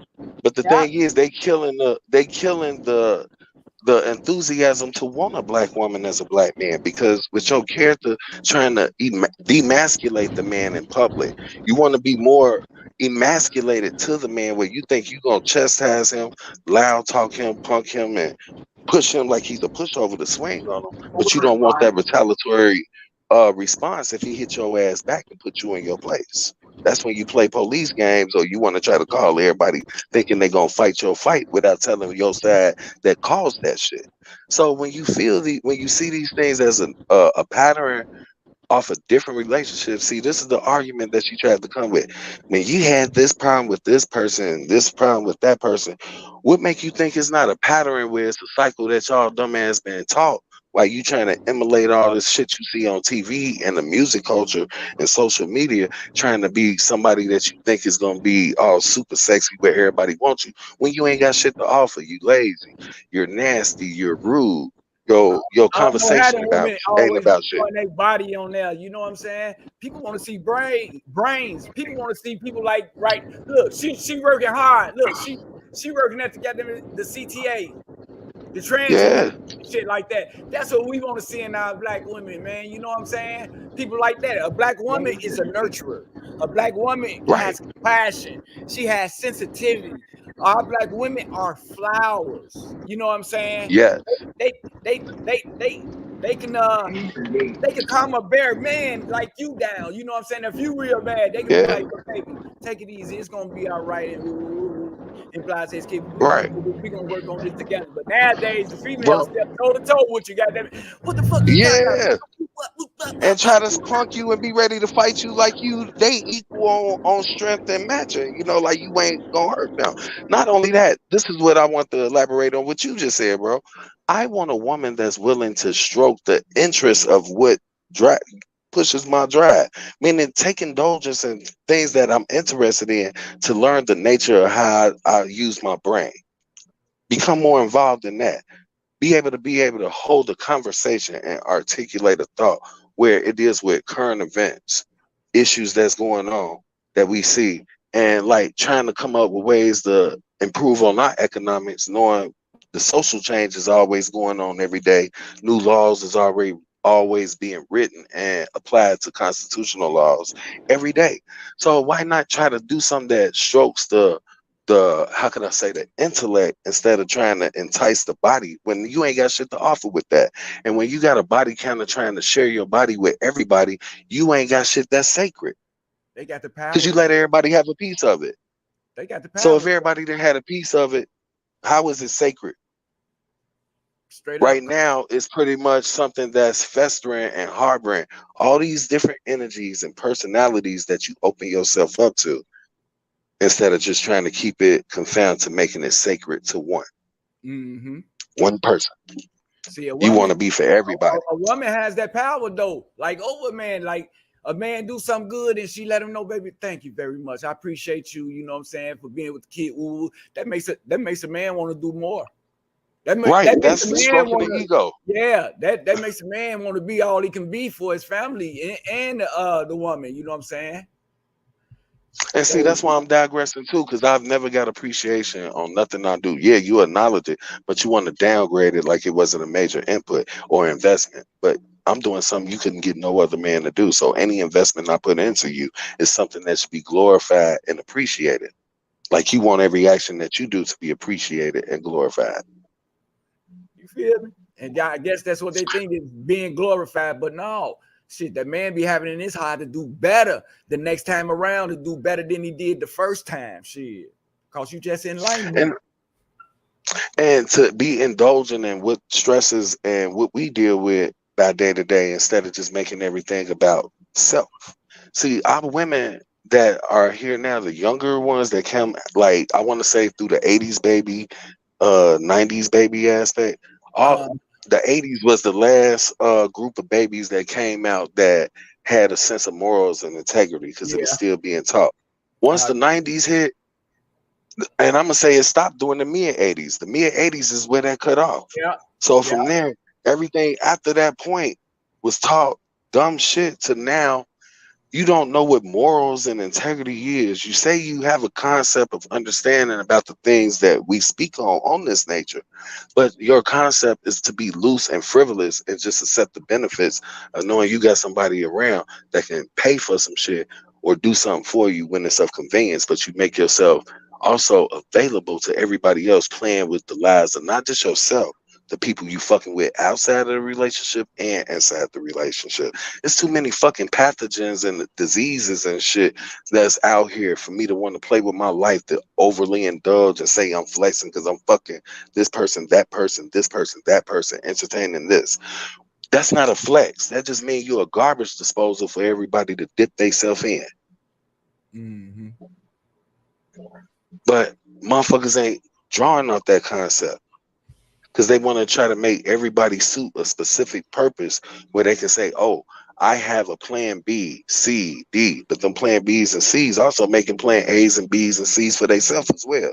They ain't obligating themselves to you because you wasn't loyal to the cause with them when you said you connected with them. You can't connect to 7 different motherfuckers and obligate yourself to everybody and then want them to obligate themselves to you when you ain't obligated to none. That's a problem. We want to make sure we got a stable holder to suit a need or a purpose for every damn thing that we might have to deal with in life. But that's not making stability for yourself. That's not creating stability. That's creating conundrums of unnecessary problems and opportunities for bullshit and drama. Because say these two people come up on you at the same time and realize, oh, we've been getting played with. You know what I'm saying? Look what this bitch doing. Who is you? Who is you? Bitch explain this. Them 2 niggas might turn around and beat that bitch ass. You see what I'm saying? But motherfuckers ain't thinking about it like that. They thinking they secure with playing with people's hearts and nature. That's how people get killed. That's how people end up in jail. They don't play with nobody. Because you doing shit that's playing with a person's mind, integrity, and heart and feelings, when it's hard as fuck to open up to a person as it is nowadays, because we live in a fake society where people weaponize the shit that you embrace them with to expose about you and your nature and what's going on with you, to include them in it. When you sharing your world and the things that's part of your essence to a person, that's the most secret and private things about your life that you really don't indulge in sharing with everybody. So for a motherfucker to get that close where you willing to expose yourself to them and they weaponize it as a way to play off of emotions and shit like that, then guess what? You about to really fuck up and end up getting yourself seriously hurt and killed. Because say that person snaps because you keep doing that. And I felt like that for a couple of days when she kept on trying to justify shit and rationalize shit. Where I felt this inflamed and enraged, energy with my temperament. Where if I did not try to digress and go walk and get that drink and squares that I got, I would have probably snapped and hurt her and probably would have been in jail instead of being able to do this. I'm glad you didn't, my brother. I'm glad you didn't, man. Bro, you don't know how bad I wish I had some weed right now and just be able to escape from this motherfucker for a minute and just take certain shit that I know she would want to utilize with me and go somewhere and lamp just so she can see what it's like when my shit ain't around, scattered where she can see is here. So figure it out if I'm not here, period. So I really want to take my shit and just go somewhere in security with motherfuckers that got my best interests at heart, that really love me.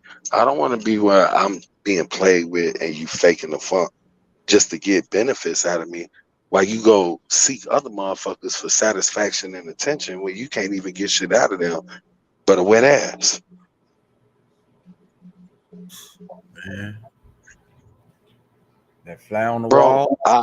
Man. I part of me hates her, even though I have love for her because of the nature of how you did that. Because when I said I was reluctant to come here, I really wasn't trying to come here at first. I was really about to just be like, fuck it and leave with the check that I had and let my dog go and take my electronics, my game, and a few little clothes I had. But I sacrificed that nature just to try to build on something because she had me feeling like, okay, you wanted to indulge and building on some shit that you know shouldn't have been fucked over had we did each other right. But you was too busy worried about shit that was dealing with stuff that you wasn't even involved with or had no input to even want to try to make a commentary to think you was gonna argue with me about it. When you ain't got your shit straight. But she wanted to tell me how to deal with my situations when she couldn't deal with hers. Shit. So, bro, when we made an obligation for each other to build on each other and really work together on it, I was 100% all in. But when she tried to be apologetic, I still was open to it when she was trying to apologize. It wasn't until you tried to rationalize it and justify your actions that I got offended. Because you knowingly was doing this shit without no merit of trying to do what you need to do on your end while you was trying to look for me to uphold your interests. So you robbed me of my time, my money, and my heart and my feelings when you rather be a sex toy for everybody that put some interest into you and invite you to stay out all night. Wow. So bitch, be the sex toy. Be real with me and say, look, I want to go fuck other people and I want to do this, that, and the other and turn up and thought it out. And I'd be like, hey, if that's what you want, have fun with it. I can accept it because you was being real with me. This is the lifestyle you chose. So everything that I invested, I'll take it as a loss. But at the end of the day, I'm not going to pay shit else into you. And I'm going to work on me while I'm in here for the time I paid into you and the time that I've wasted. I'm going to make sure my shit's secure before I leave. But see, she can't be woman enough to demonstrate that thought. I was man enough to demonstrate my input on my actions and how I was going to play my role when I came here, though. I was man enough to accept my wrongs for trying to break away from a toxic relationship, but still indulging and trying to secure that interest for that toxic relationship while trying to start something with her. While she brought me in on the first day, but then the first 2 weeks you good, the son is a motherfucker come from your hometown. You out all night bullshit me, and then you start making it a purpose to entertain everybody, to try to be all in their face smiling and trying to make yourself notice, thinking that they was gonna be looking at you for a backdoor party where you thought you was gonna make you some how could I say stable holders to secure something for you. You can't even secure shit. Your pussy ain't that damn good to think you gonna be able to get every motherfucker and everybody you see. Your pussy is not gold. Shit, your shit has fibroids to it. So what make you think you finna do something? You can't really have babies because you had 2 C-sections. So what do you have to offer that would make a motherfucker feel like they got the supply and interest to glorify you and uplift you and elevate you for nothing? You ain't that bitch. And I have to tell her that. Man. And I don't need to talk like that to a woman that I love. But for her to let me know that I can be every nigga, motherfucker, low, weak, this, that, unworthy, this, useless, that. It sounds like it's intense, man. I don't want it to get too intense. You know what I'm saying? Because it's been way worse. It's been way worse in the past than what it is now because I've learned how to kind of control my temperament. Yeah, it was way worse back in the day than what it is now. Because I really had to digress my temperament because she could get so belligerent, disrespectful, and irate, and then want to talk about shit she don't know what the fuck she talking about dealing with me and Ronnie, the woman that passed, as well as my past relationships, when you don't know no input on it, to have no type of opinion, to think you able to opinionate on shit about it. But you want to compare shit that from those relationships to you because you too busy trying to be a nasty bitch with everybody else and think that I'm going to hold around and uphold that shit and still pay into your interests.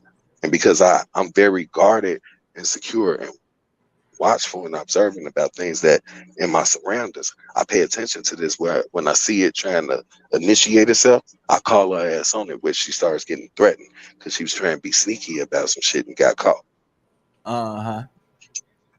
Yeah, that's when she becomes defensive. What you playing on the game? Call of Duty? No, I turned it off. I turned it off. I was gonna play Mortal Kombat, but I really don't even want to play the game because, bro, I want to disconnect my game, put it in my duffel bag, set my TV, put my safe in one of my a bag big enough to, make it for transport, and I want to clear out the things that mean something to me and leave this bitch in here empty with nothing but her shit and her kids, no TV because I bought that, and the money I lost out on, I'm just gonna have to deal with that as a loss because she can't pay it back. Can't give me a dime out of that. Can't afford it because if she did, if she paid it back, she wouldn't be able to afford rent, not even for half of it. Man, just relax, lean back until shit get better for you. You know what I'm saying? Oh, that's what I've been doing. I'm trying to make sure I get my paperwork out the way and get these little doctor's appointments and shit squared away. Because when I literally ghost, I'm gonna ghost. And you're gonna be looking for me in the phone. Look, me and her got phones together with T-Mobile, right? And I bought my phone. And because I haven't been able to work, she had to pick up the bill on it. And we sharing the bill, but I'm low-key ready to take my phone off that bill and just use Wi-Fi when I gotta make a call and change my fucking number if need be. Or re-enterprise my shit through Boost or Cricket before I even deal with that shit. Because I want to make myself so unavailable to a motherfucker that when I do ghost, because you kept telling me I was expendable. Now you got to figure out how you can find somebody that was going to be dependable to do the shit that I was doing. And I know that's not going to happen. Not with no random ass nigga on the fly. It ain't going to happen just because you talked and you gave us some pussy either. Because you ain't got shit to offer.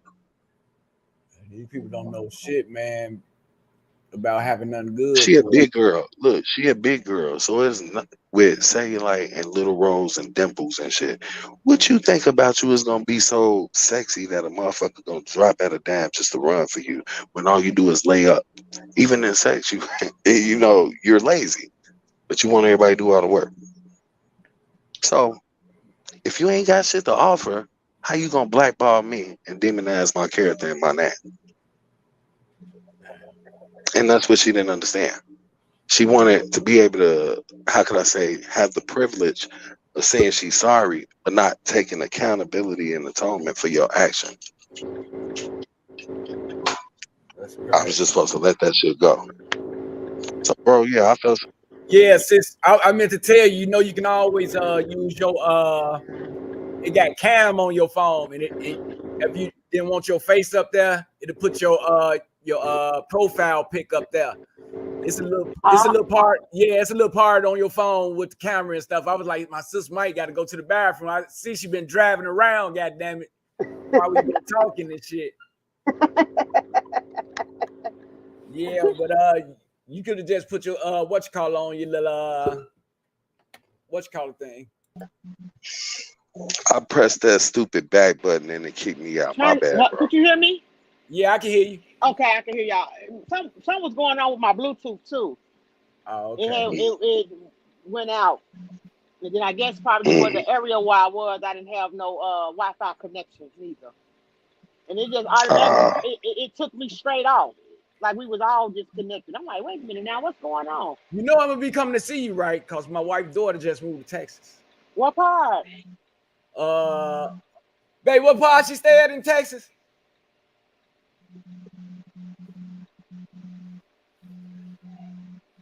Houston. Oh, she 4 hours from me. Oh, she 4 hours from you? Yeah, I'm in a small town called Cleburne, Texas. I'm like 35 minutes from Fort Worth, and I'm an hour and a half from Dallas. Oh, okay. But I drive for the city of Fort Worth.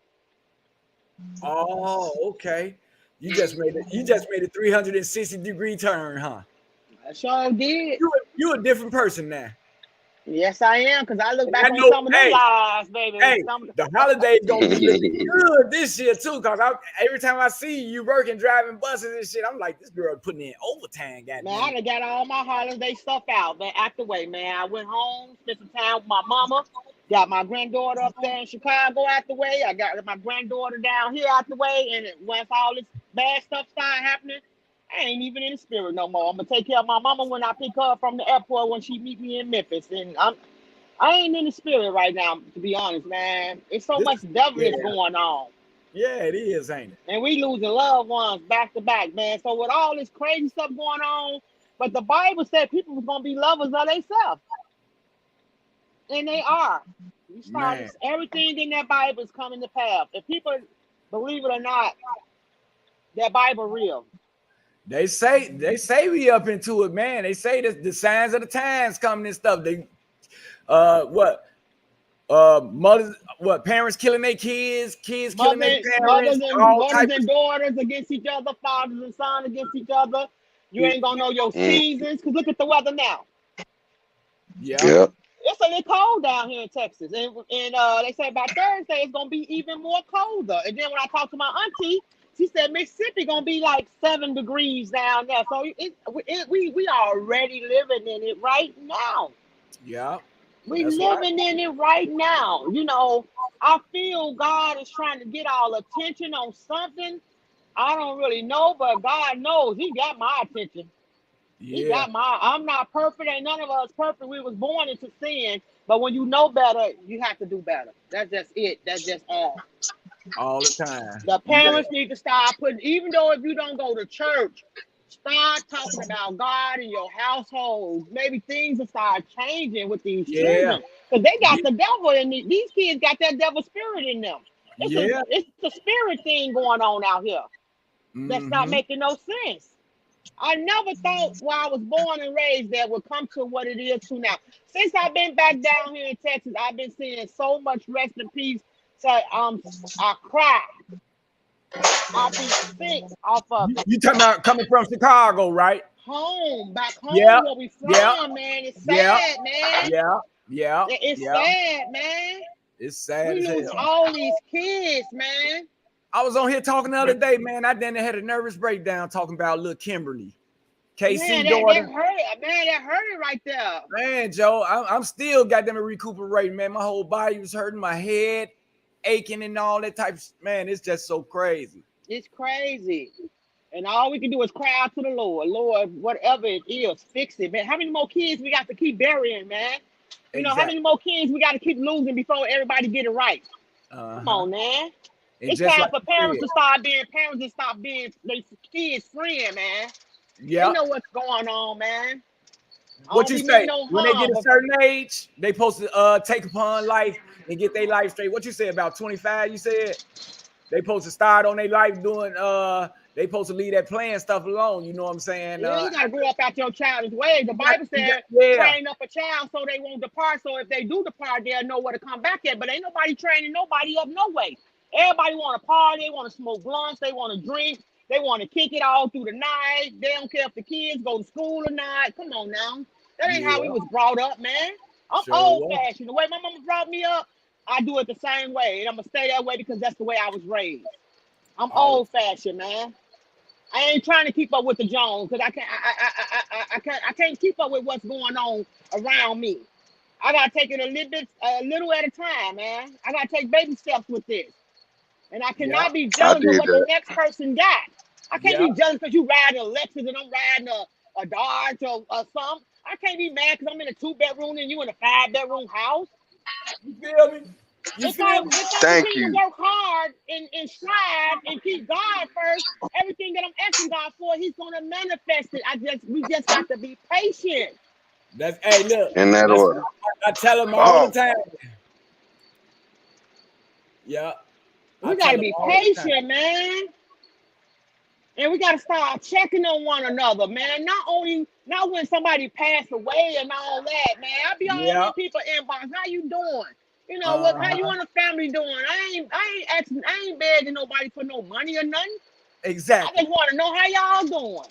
That's it. How you doing? That's all. Just checking in.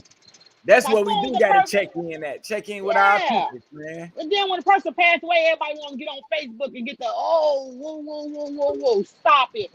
Why? Because y'all weren't doing that when that person was alive, man. Stop it. Yeah. Stop it with the fake and phony stuff. Yeah. Like you were just on your live the other day. People tune in, but ain't nobody saying nothing. The reason why people go live is to get inputs on other things. Like people used to tell me, "Oh, you curse too much. You do this, you do that."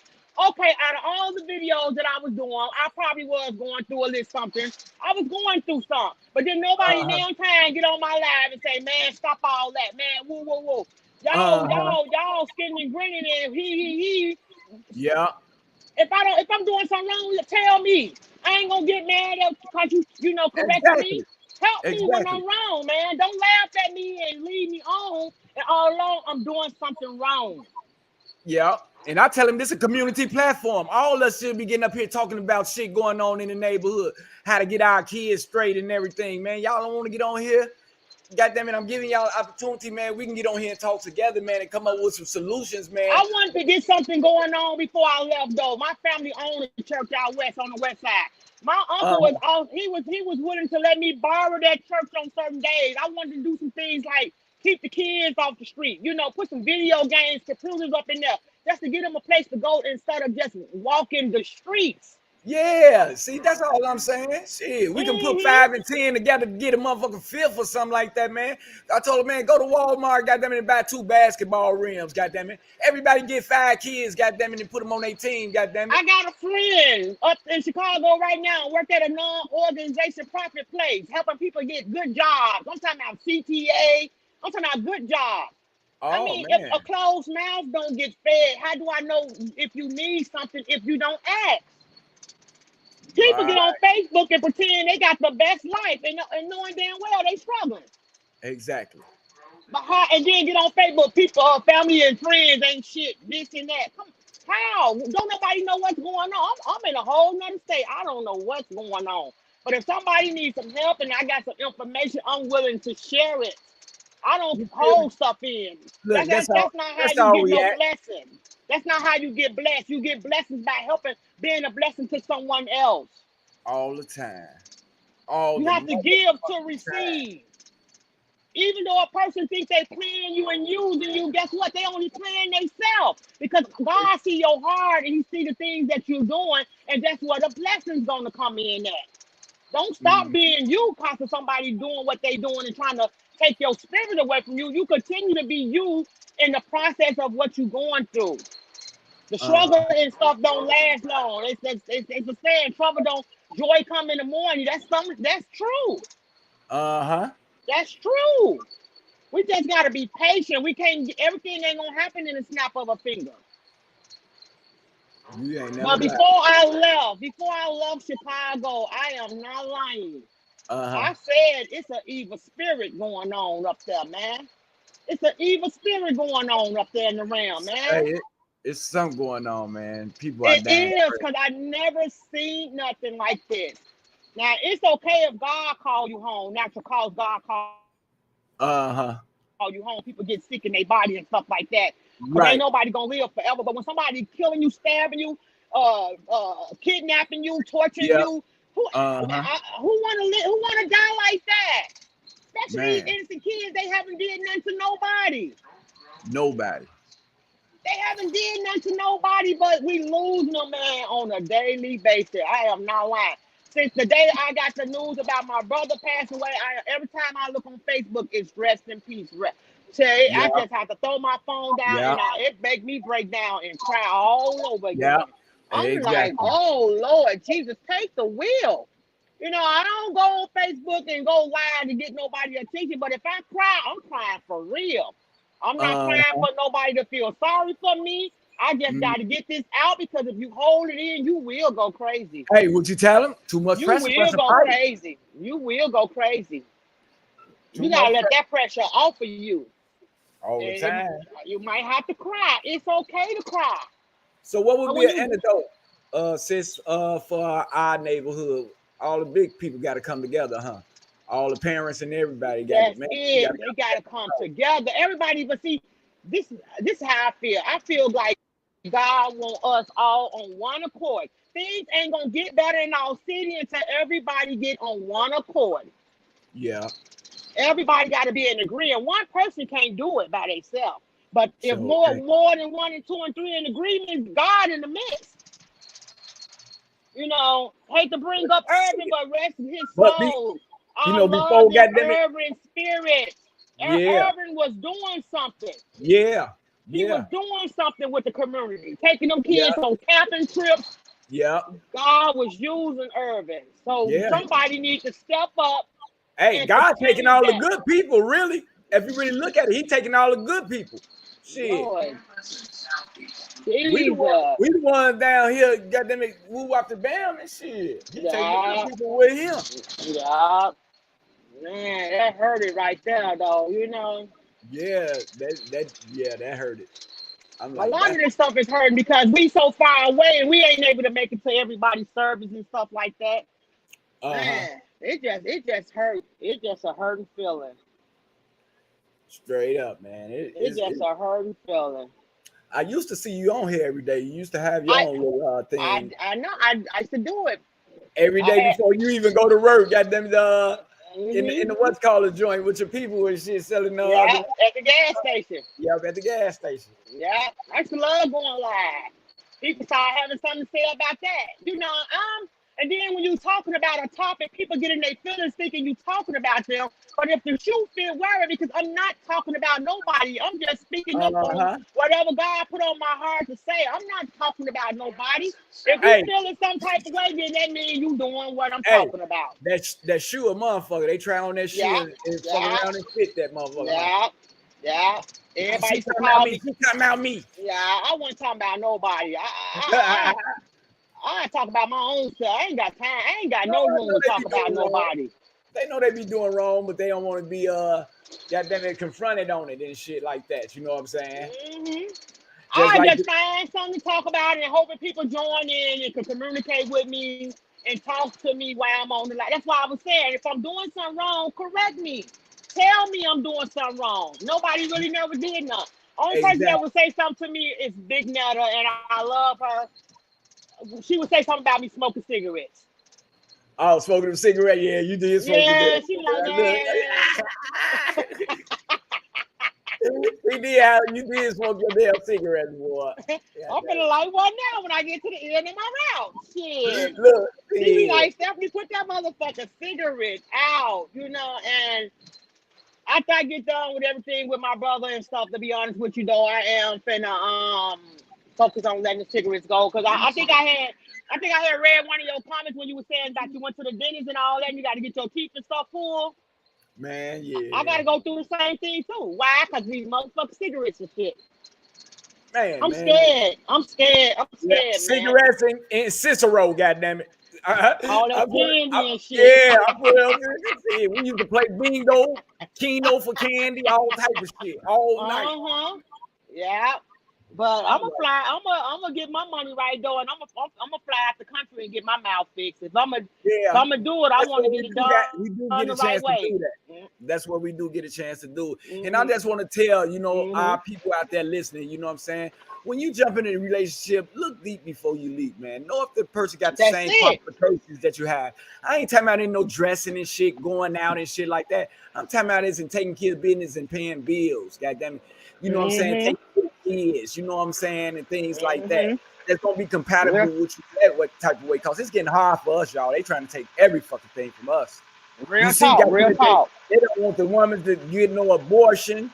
They don't want us to vote. You know what I'm saying? You know, they already don't want us to have our own property and shit. You know what I'm saying? But see, the devil is a lie. Yeah, when you get in a relationship, man, treasure that relationship. You know what I'm saying? When your man do something, you know what I'm saying, that's productive, you know what I'm saying, thank him for it. Because like I say, it's gonna make him want to do better. It's gonna make him want to outdo himself. Yeah. He will outdo himself because you pat him on the back. Oh, that was good. Wait till you see next time. Yeah, it's still some good men out there, and it's some good women out there too. Yes, it is. You just gotta take your time into moving. Yeah. Like I said before, put God in it. Yeah. He would not lead you wrong. Yeah. You know, every relationship, ain't nobody relationship perfect. You're gonna have some ups and downs in a relationship. But if y'all serious about one another, y'all gonna work it out together. Not go and confine in other people, because people will tell you anything. Start getting on your knees and praying about it, and quit running to people, because people would throw you right under the bus. They don't even, when you happy, they don't even want to see you happy. Why? Because they ain't happy. Sure don't. So I had to learn that. Stop going to everybody. And then when you get into an argument, they bring up the same thing you just told them and throw it in your face. And now you can't say no. Why? Because you put them in your business. Hey, and I don't care what nobody say. Miss Stephanie got a permanent position on Food for Thought. You know what I'm saying? Anytime she won't get up here, you know what I'm saying? If she want to take over the show, she got a right to. You know, and I read it for us to be like that. The people that moved away, you know what I'm saying, from where they at. Cause, you know, we got some people still suffering and shit and they ain't woke yet. You know what I'm saying? Yeah. So we can give testimony for that. Listen, exactly. Your platform can save some lives. Exactly. You know, people can be going through something that you'd already been through. I'd have been there, done that. Now I can help somebody else. Exactly. You know, God gave me a mouth. People say I talk too much. When I used to be in church and speak, I don't need no microphone. My mouth big enough. When I get through with it, everybody gonna hear me up in there. And I'd have saved a lot of people's lives, not knowing that my testimony is delivering them. Why? Because they over there going through it and don't know how to come out of it. Exactly. But I'd have been through it so I can help somebody else get where they trying to go. Not trying to tell you what to do, not trying to expose your business to nobody. But I can give you a little information and you can take it and run with it, or you can do whatever you want with it. Yeah. Yeah, that's right. That's what God wants us to do. He wants us to help one another, not be enemies. Yeah. If they look at it, we all brothers and sisters through Christ, regardless of what color your skin is. Yeah. We are all brothers and sisters. We might not have the same mom and daddy, but we are his children. Surely. So why is everybody hurting one another? Why? Because I got a pair of Jordans on and you don't? But if you come over there and holler at me, I might can help you. I might can help you get a pair of Jordans. Exactly. Why take my shoes? Why kill me and they ain't had number $40 in my pocket when you thought I had some kind of way I dress? Come on now. People are evil, man. Man, we living in an evil, cold-blooded world, man. Man, Joe. Evil. And it's not making no sense. It's not making no sense. It's not making no sense. I be at the point, I be like, God, who on the list next? It's been scary out here, man. Is it true that it happened in threes? It happened in that's what it seemed like it. Cause you know what though? To be honest, Regina just lost her people, George. Lord, you just lost somebody, and then look Kimberly. Yeah, it happened in threes. I never understood that, and when it happened, it seemed like it's happening in threes. The way it's happening now, it's happening in quadruplets. Man, it's tripling now. So that should let us know something. Something is going on in the spirit realm. Yeah, something going on. Something is going on in the spirit realm. See, this is what I hate to keep going back into the Bible, but we have to go into the Bible. Why? Because it's happening right before our eyes. All this party mess everybody doing, they need to cut it out right now. Fall back, because when you dead and gone, the outside gonna be still here. You gone. Exactly. People need to slow down on this party life and get their house in order. I don't know however way to put it, but get your house in order. My kids are grown and I'm still up on their heels. Calling every day, FaceTime, what's going on? What you doing? Where you at? Who in the car with you? I'm being nosy. Yeah. Why? Because those are my children. If something happened to them, I got to deal with this. Exactly. You can't tell nobody how to grieve, because grieving comes differently. Right. I can't say I know how you feel because I don't know how you feel, but I know how I feel to lose anybody. Yeah. It hurts. It do. It hurts. Straight up. It hurts. My friend Marie, Nikki from Rockwell. I don't know if you know her. You might do. Might be friends with on Facebook. She just lost her husband this morning.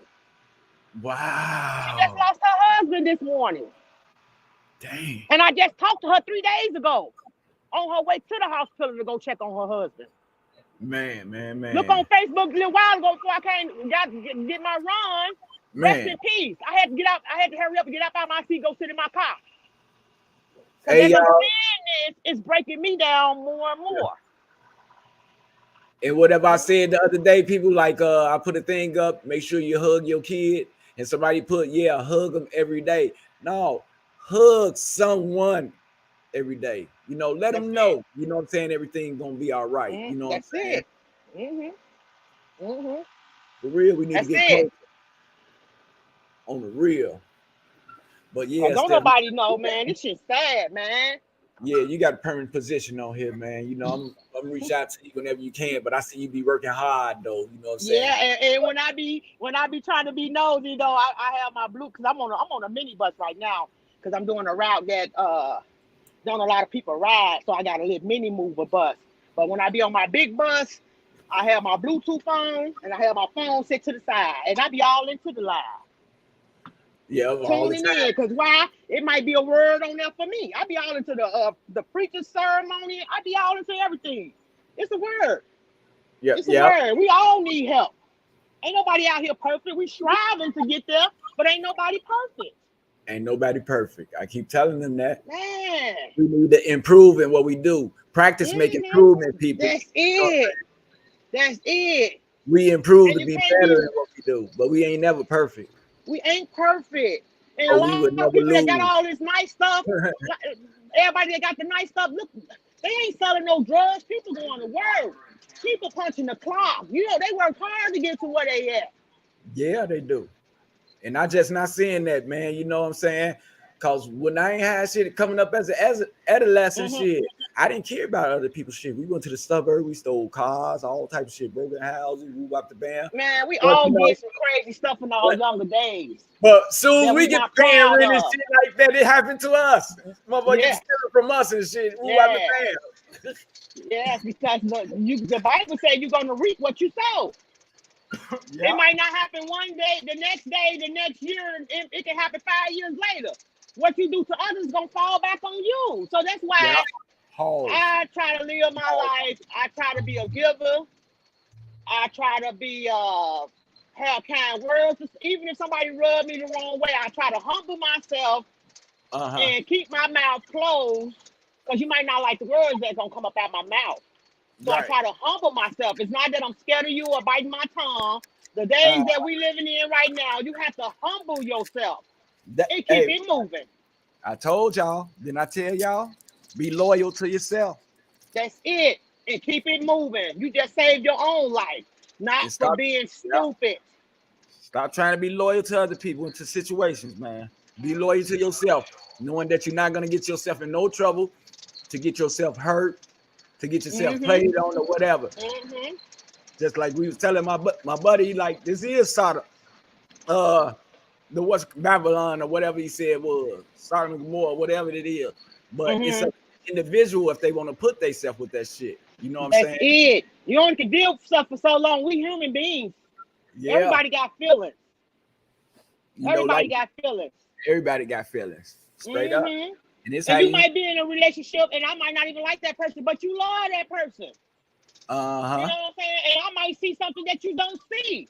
Right. All I can do is warn you. I'm not telling you to leave that person, but be aware. I just saw this. And some of them be so blinded in love and thinking you lying and trying to get their man or whatever. It ain't even like that. They don't want to hear that. Later on down the line, everything you said came to pass, and they saw it with their own eyes. That's it. That's all. Told you so. That's all. And don't really want to rub it in their face, but now you see. Straight up. Now you see. Right on, James. Right on, James. I see you, baby. Everybody want to be gold diggers. Get out and you got the activity of your land. You in your right frame of mind. You can move around. Go make your own money. Go make your own money. Meet me halfway. Other than that, I can do bad all by myself. I can struggle all alone. I don't need no help struggling. If they ain't time to build it with you for real, man. That's it. Keep it moving. Keep it moving. And I just hope it don't get too intense, cause you know they don't set the pace to whenever they look each other in the face, they're gonna have negative feelings about each other. They ain't gonna have shit happy to say about each other. It's all gonna be negativity. And y'all staying in the same house, y'all can't be going through shit like that. It's gonna get ugly, but like I said, if you come into a relationship with a lie, it's gonna end in a lie. Bottom line. Yeah. You gotta keep it real. You gotta be 100 with one another. You can't be 100 with me, man. Don't even come around me, because I keep it real. Exactly. That's what I'm say. I'm gonna keep it real. That's my motto right there. Yeah. I ain't finna sugarcoat it. Hurt my feelings. Sometimes we need our feelings hurt. Yeah. Tell me the truth. Don't lie to me. Straight up, don't sugarcoat shit to me. Beat around the bush or go into formality. Let me know where I'm wrong at, man, so I can get that bud right now. You know, so I can correct it. Exactly. So I can correct it and try my best not to everybody make don't that want their mistake shit no more. corrected though. You know, I guess everybody don't want to be corrected and shit. And that's why everybody don't need to be in no relationship. Yeah. Everybody can't get ain't married material, boo. Yeah. Everybody ain't married because it takes a commitment to be married, baby. Those vows mean something. Through sickness and health and all that. I'm noticing now a lot of people that's getting on their sick bed, they other mate leaving them. They want a divorce now. But in the vows it said through sickness and health. You going through a divorce, you said? Yeah, I'm going through one. Yeah. Oh, your husband, you used to ride up and he used to get in the car with you at the place. He used to, you used to give him money and stuff, bound squares. 30-some years, baby. You just pull up on him, but you still was faithful though. You know, I was. Y'all together. You always pulled up on him to make sure everything was all right with him. Yeah, I did my part. I did my part. Even while he was in jail, I was still there. Hey, you got blessings coming, lady. You got some blessings coming. Yeah, but he did me so wrong. That man did me so wrong. But it's okay though, because see, God, when you pray and ask God to do something, show you something, and when he do it and show you, it's time to move on. Believe it, huh? If somebody show you who they are, believe them. That's it. Believe it. Believe it. Believe it. Man, I don't wish nothing bad on that man. I don't wish nothing bad on him. He get another woman or whatever, I'm happy for both of y'all. I'm gonna see could that next woman deal with what I dealt with. And, you know, but I don't wish nothing bad on that man. It just wasn't meant to be. Hey, if he become a millionaire right now, it just wasn't meant for us. That just wasn't meant. It wasn't meant for me.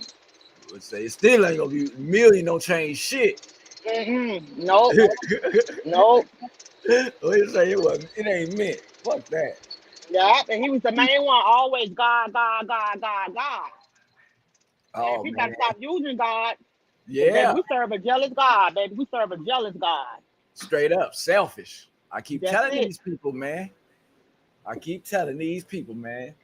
Using his Go name. ahead, you have to God, this God, that God. You come around and do some stupid shit. Oh, okay. Ain't even living ain't even walking the talk you talking. So what time you working until? Midnight. When I get done with this, I'm going to I'm doing another route. Ooh, I'm a hustler, baby. I'm a hustler. Them people gonna make you a supervisor. You keep doing that shit. They already offered it to me. I told them no. Ooh. That's love. They said, don't put me in position now, because I know whatever wrong, goddamn it, gonna fall on me. Let me just keep doing what I'm doing right quick. But you know, all over though, everybody needs drivers. It's so much overtime out here. It's ugly. Man, Joe. Man, Texas. Listen to this. I make my paycheck. You know, a paycheck you wait on every 2 weeks. I double that. Man, you sit your shit in there on it and don't even have to spend nothing. You don't even got to cash your shit. I don't. I sit right into the account. I just pay the bills. Man, that's love, man. I'm just paying bills, man, and keeping gas in my car and stuff. Get a little grocery as the house needed. Hey, I ain't come down here to play. Hey, that's love, man. That's love. I ain't come down here to play. That is love right there. I might dip off to the casino every now and then. That's my only fun right there. Oh yeah, the casinos. Every blue moon I go, because I'm like 2 hours away from the casino. So it's every blue moon. What? Oh man, 2 hours. Yeah, I'm 2 hours from the casino where I live at. I'm in a boondock. I'm in like the country part, man. Ooh, the rural areas. Don't no buses, don't none run out there, boy. Don't none run out there where I'm at. So yeah. Y'all know how it is, goddamn it. How they say in the summertime, the wintertime, goddamn it, what? Get you somebody, goddamn it. Cause in the summertime, goddamn it, they hitting the streets, goddamn it. Man, see, that ain't working no more neither. That's where relationships break up. They say to get in the summer. They crazy though if that's how they want to go. You ain't doing nothing but for the winter. Yeah, you being used though. You just being used because they need a place to stay. That's all it's saying. That's it. They so dumb for stuff like that, man. They dumb. Man, get y'all somebody to build with people, man. Get you somebody to build with, man. And quit trying to use people. You ain't gonna get nowhere doing that. My shit didn't come overnight. Shit didn't come overnight. I told you. God damn it. It was all pieces. I remember, man, when we used to sit at the park and hang out at the park. I remember. Yeah. Man, we used to be at the park every day smoking this shit, man. Oh, man, that was my that's my favorite spot. That was my favorite spot. Where you going? I'm going out. I'm going to the bar, man. Yeah, man. Grown folk type of shit, man. Cause everybody on the street shooting and shit. The kids on the street. Yeah, but the way things now, though, when I go home, I'm scared to go to the park. I ain't gonna even lie, because I don't know what's gonna happen. Man. I don't feel the same no more. Our favorite part, man. That was my favorite part. I grew up in that area. Before we went to the Hornets, that's why I grew up at over there. That's why I know a lot of people. I grew up over there. I went to grammar school over there. I went to Marshall High School. But it just don't feel the same no more. Especially we losing everybody though. Like, man. I wouldn't even know. I ain't had no really premonition to even go back to Chicago, man. You know, maybe if somebody was close to me, man, come Mike, you can kick it. Ain't nobody said shit out of all the people I know in the projects, man. They barely even get up on the site and talk about, you know what I'm saying, doing something good for our neighborhoods, you know what I'm saying? I'm gonna tell you like this. If I move back home, if it's the Lord's will and God bless me with the house that I want, man, anytime you and your family want to come visit, you need a ride from the airport or whatever, man. If I ain't at work, hit me up. Y'all need a place to stay instead of getting a hotel, man. Hit me up because I already know everybody that's been to Vegas. You been opening up. I be watching on your Facebook. You open up your doors for people, man. So when you said that, I already know how you feel. I already know how you feel when you said that. That's why when I went up there, I was just up there last week. But my mama just had surgery, so my visit was on private. You know, didn't nobody see me up there. I went to church and everything.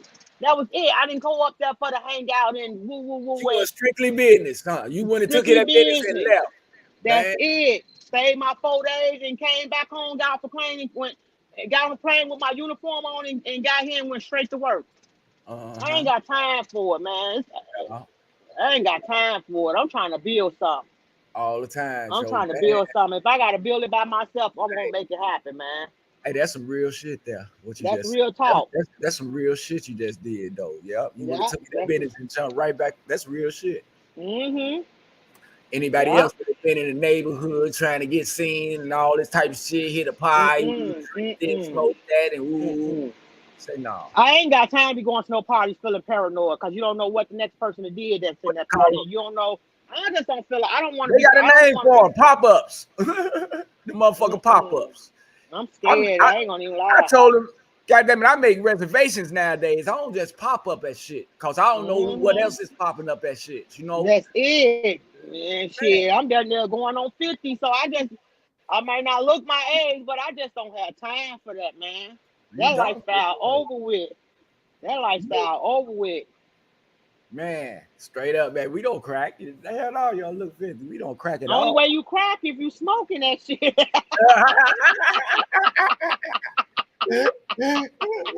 That's the only way you finna crack. You got to be smoking that shit. Straight up. What's going on, Miss Sunshine? That's crazy. Real talk. I had formed I got a nonprofit, sis. So, I'm gonna do what I can do. Cause it ain't on nobody else's cognizance. This from me and the man above. You know what I'm saying? What you got going on? So right now, waiting on my papers so I can go get these sponsors and stuff. But I might be needing your help in the near future, like on this podcast, because I'm gonna be getting people's some things that they need and stuff like that. If I can send to Chicago or whatever and do stuff like that. I'm gonna help in Vegas too. I'm gonna give me a little facility up in Vegas, but I'm really focused on my neighborhood and where I come from and stuff like that. I'd rather start from right there where I was known, where I know a lot of people. I love, Keep me posted. That's all. Keep me posted on what you whatever you decide to get going on. And if I can support you and help you, I'm all for it. You doing a lot right now. We gotta help each other. Straight up. You just say somebody gave a person a thought. You know, it's food for thought right here. And you just gave them a thought to think about their life and where they want to be in the next 5 years. They know we all have been through something. Yeah, they know it's bad out there now. Today they see everybody crying. You can look on Facebook and see everybody crying. I'm telling you, everybody crying, man, and it's sad. I can't do nothing but cry.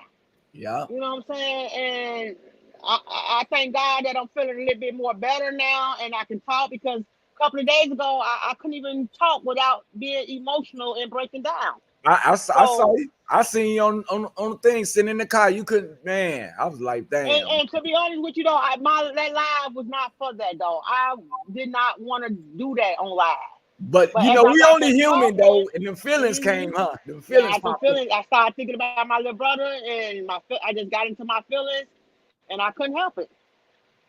That's why I always say I don't want nobody to feel sorry for me. I ain't looking for no likes and no love and all that. But sometimes, you know, I talk to my mom and sisters and brothers all the time, but sometimes I like to go live and I like to put stuff out there and just to see what other people input is.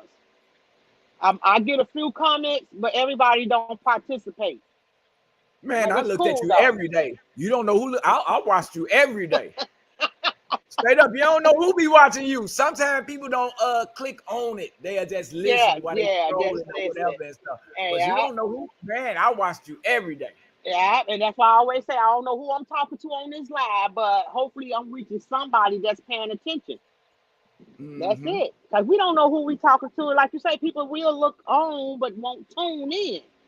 Yeah. You know, but we got to do better. And if anybody got any suggestions what we can do in the neighborhoods, you know what I'm saying? To get a little more unity, man, let us know, man, because we don't want it to feel like, goddamn it, everybody show up when you gone, man. How that look, man? That's when all family and friends show up at a fucking funeral, man. Come on. Even you ain't seen in 2-3 months, man. Why y'all can't make that possible while we alive, man? Schedule a motherfucking party or something like that and give away some hugs and shit. Yeah. Facebook used to be so fun. You know, get your little laugh on now. Ain't no more laughing really shit on Facebook. How you gonna laugh when somebody going through something? They losing their loved ones. That's not funny. Right. That shit sad as hell. That shit sad. And I know we got enough role models in our neighborhood, you know, get up here and let a person know where they stand at, you know what I'm saying? What they think we should do, you know, just some suggestions for us, you know what I'm saying? Some type of stuff. We got to work as a whole, as a committee. Like she said, ain't no one person just do it, man. We need to get together. Yeah, everybody need to. If you ain't got no life insurance, you need to work on something and get one. Yeah. All the motherfucker blunts and bottles you buy, you gotta pay that $39.99 policy shit. Fuck that. Exactly. You gotta pay that $39.49 policy because everybody, you know, they put the GoFundMe page up. I mean, it is what it is. Because if you know, push come to shove, and if I need some help, I'm gonna put a GoFundMe page up too. So I don't have nothing bad to say about it. But my thing is, if you ain't gonna give nothing, don't put your input in it because you don't know what the next person going through. Exactly. You know what I'm saying? People they always so negative. Oh, they doing this. Now they got a GoFundMe page. It doesn't matter. It don't matter. It doesn't matter. You either gonna help them or you're not gonna help. It's hard out here for anybody. If they was in the same motherfucking predicament, it would be the same way. Exactly. That's the only reason they're saying it, because they're not in that predicament. And that's the only reason people not participating, because they not yet in that predicament.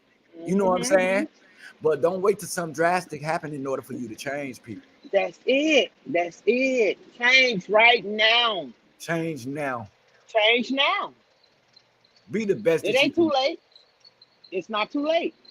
Your New Year's resolution ain't got to be nothing in particular. Just be a better person. That's all of it sum up into one. Everything. I just want to be a better person. Be a better person. That's it. God make me better. That's it. That's all. I can't do it by myself. And the rest will follow. That's it. You know what I'm saying? Just get your mind right. I got a feeling we're gonna be losing a lot of more people, man, after this. And Lord, I gotta prepare myself because shit, I had a nervous breakdown last show on here and got sick and stuff like that. I know. I put prayer hands up there for you, Lord. Yeah, I thank you for that. Yeah, cause everything was hurt.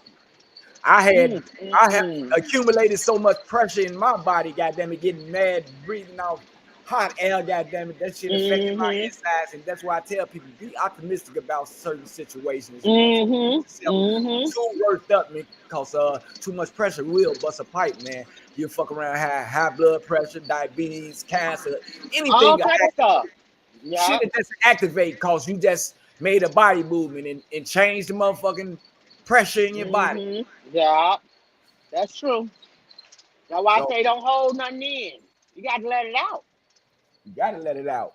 So I don't know. You make home like around about 12. I'm thinking about having my my food for thought after dark on tonight. To trip out. Okay, do that. Do that. After 12, I'm gonna put that up there. Do that, and I tune in. Hold on. What time is it there? What time is it? Where you at? It's 9:12 right now. Oh, it's 9:12. So your time just like Chicago time, then. Yeah, my time like Chicago time. Your time different?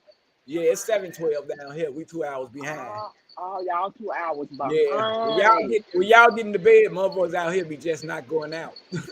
Oh, wow. I never knew that. Wow. Straight up. Wow. 2 hour difference though. It ain't too far. No, it ain't too bad. Yeah. I'm gonna have to come down there and visit too though. Yeah, it's a room up there for you. That's what I'm talking. I know how you feel when you traveling somewhere and you know ain't nobody invite you nowhere and you know woo, woo, woo. I felt you when you said that, so I already know how I feel. I know how I feel. That's all we can do is just take our spot. You know what I'm saying? That's it. So I'm living good and everything, just like yourself and stuff, because we had to walk away from some stuff and we walked there playing and stuff. Now everything's okay. Like I told him, I used to pay $110 rent. I was trying to tell my boy, fill that out, man. Quit. Yeah, that's why I brought that back up on, man. Yeah. Put that application in, man. Put that application in. Yeah. Why would you sit there and go through what you're going through? Exactly. Put that in, you know what I'm saying? Put that in and get your help and get what God got for you. And the only reason it got better for me because that's what we shot for as a couple, me and my wife and stuff. You know, we used to pay $110 rent with 2 bedrooms. Okay. I rent $1,900 now. Okay. Cause that's what that's our plan. You started from the bottom and worked your way up to the top. And work your way up. You get comfortable with where you at to where it's a standstill. You know it's gonna be taken care of and shit like that. Then you work on something new. That's it. That's it. And that's where I'm at right now. You gradually go up. You gradually grow up. That's what I'm on. Don't overfeed yourself. Don't go out spending your money on unnecessary shit or nothing like that. But what you got to take here, cause God, once you get to doing that, once you get to take care of all your bills and stuff like that, and the kids and shit like that, God throws blessings down on you. He released all the blessings to you and shit. You be like, damn. Yeah, that's true. I thought I was broke. Something came up. I got a lump sum now. You know. Yeah. And don't even know where it came from. Don't even know where it came from. See. And that's how it works. It's just how it works, you know. But and man, you gotta speak things into existence too. Yeah. Because sometimes, you know, the power is in our tongue. Because I used to speak of stuff and didn't know I was condemning my own self. Because I kept saying the same thing. Yeah. I kept saying the same thing over and over until it started happening to me. And then I had to pause for a minute. I spoke that. I spoke that over my life, and now it happened. Now I'm looking stupid. For real. Now, what I'm speaking into 2023, homeowner. I see homeowner. And I've been talking about this for a minute now, so therefore I'm going to keep talking about it. It's going to come. That's it. It's going to come. Because that's what she on, y'all. It's going to come. Progression. I told him about progression. Yeah, it's going to come. It's definitely going to come.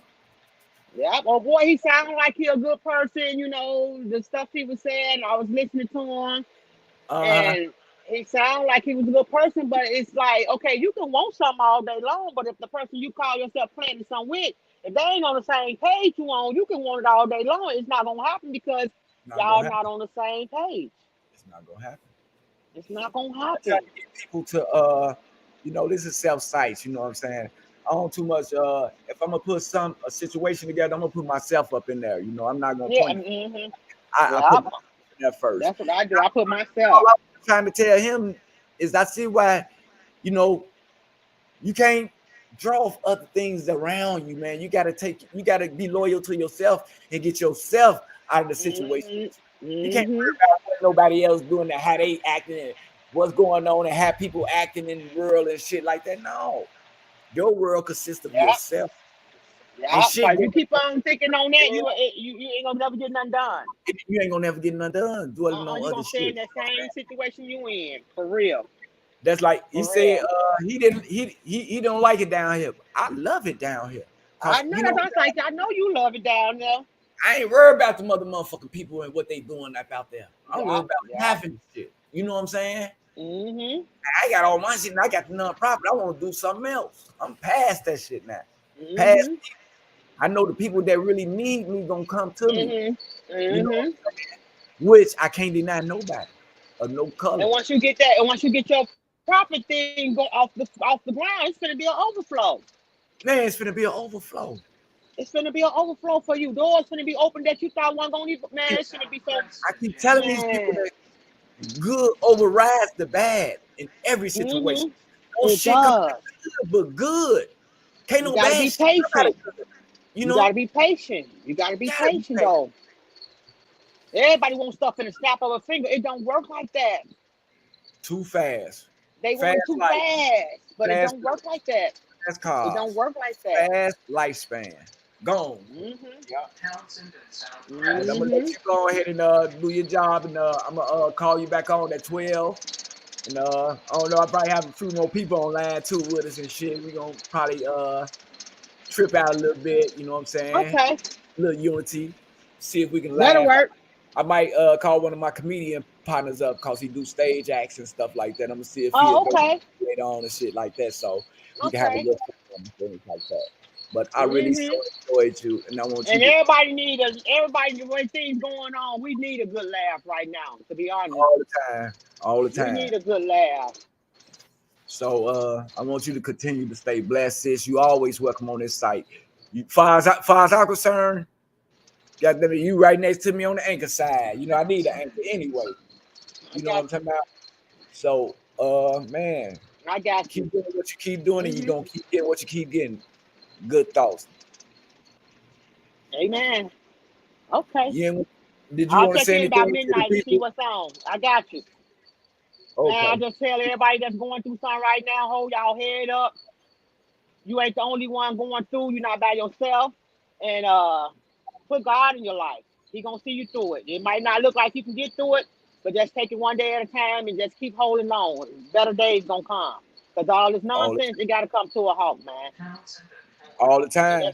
That's real talk. Y'all heard that, Queen? All the time. Y'all heard that, Queen? That's Queen. That's real talk, y'all. Real talk. We gotta start encouraging each other more better. But I'm gonna tune in at midnight and see what you got going on, so I can get me some laugh in. All right. I'm gonna go ahead and put a plug up right now. Okay. Thank you. Okay, got you. You be safe. Okie dokie. I got you. I'm finna get ready to close it down anyway, sis. You know, I want to thank everybody that was listening in. I would like to give a personal shout out to my panel that was up there. They said a lot of good things, went through a lot of good testimonies, and we had a good show. But we do need more participants, y'all. You know, we got to stand together as a whole, as one, you know what I'm saying, and get past these differences. You know what I'm saying?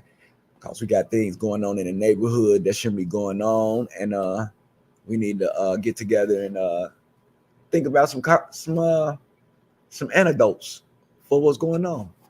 You know, after all, we is kind of sick, ain't we? Let's think of an antidote, man, a prescription or something like that to build our neighborhood back up, man. Because we missing a lot, yo. And it's starting from the youth now, man. We can't be losing our youth like that. You know, we gotta watch them, man. That's our job. You know what I'm saying? We guardians, man. People, y'all got to slow down on what y'all doing, man, on the partying and everything, man. We got to take care of these kids and embrace these kids, man. Because they getting their outlook on life from the streets and from the video games, man. They're killing people with no remorse, man. It's making a whole bunch of families sad. Families and friends. So we need to get together and bring some type of truth to this type of situation. We need to start back laughing again, man. Laughing is healthy. So make sure y'all tune in later on. Food for thought. We're gonna have a after dark food for thought.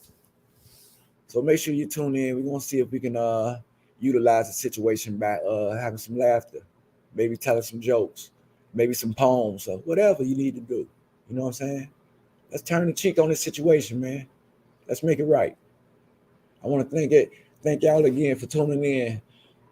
Thank my girl, my queen Stephanie, for giving that cold thought. Man, we need people. We need more people like that, man. That's gonna give it away, and ain't gonna sugarcoat shit. That's gonna give it to you in the raw, and let you know how shit is for real. You know what I'm saying? Ain't shit about laughing. You know what I'm saying? When that person's speaking, because it's all serious, living life on life terms. And if you can't follow the teachers, man, be looking for headed towards a downfall in life, because people are leaving. And it might be somebody that might just have your best interest. Thanks again, y'all. Food for thought, man.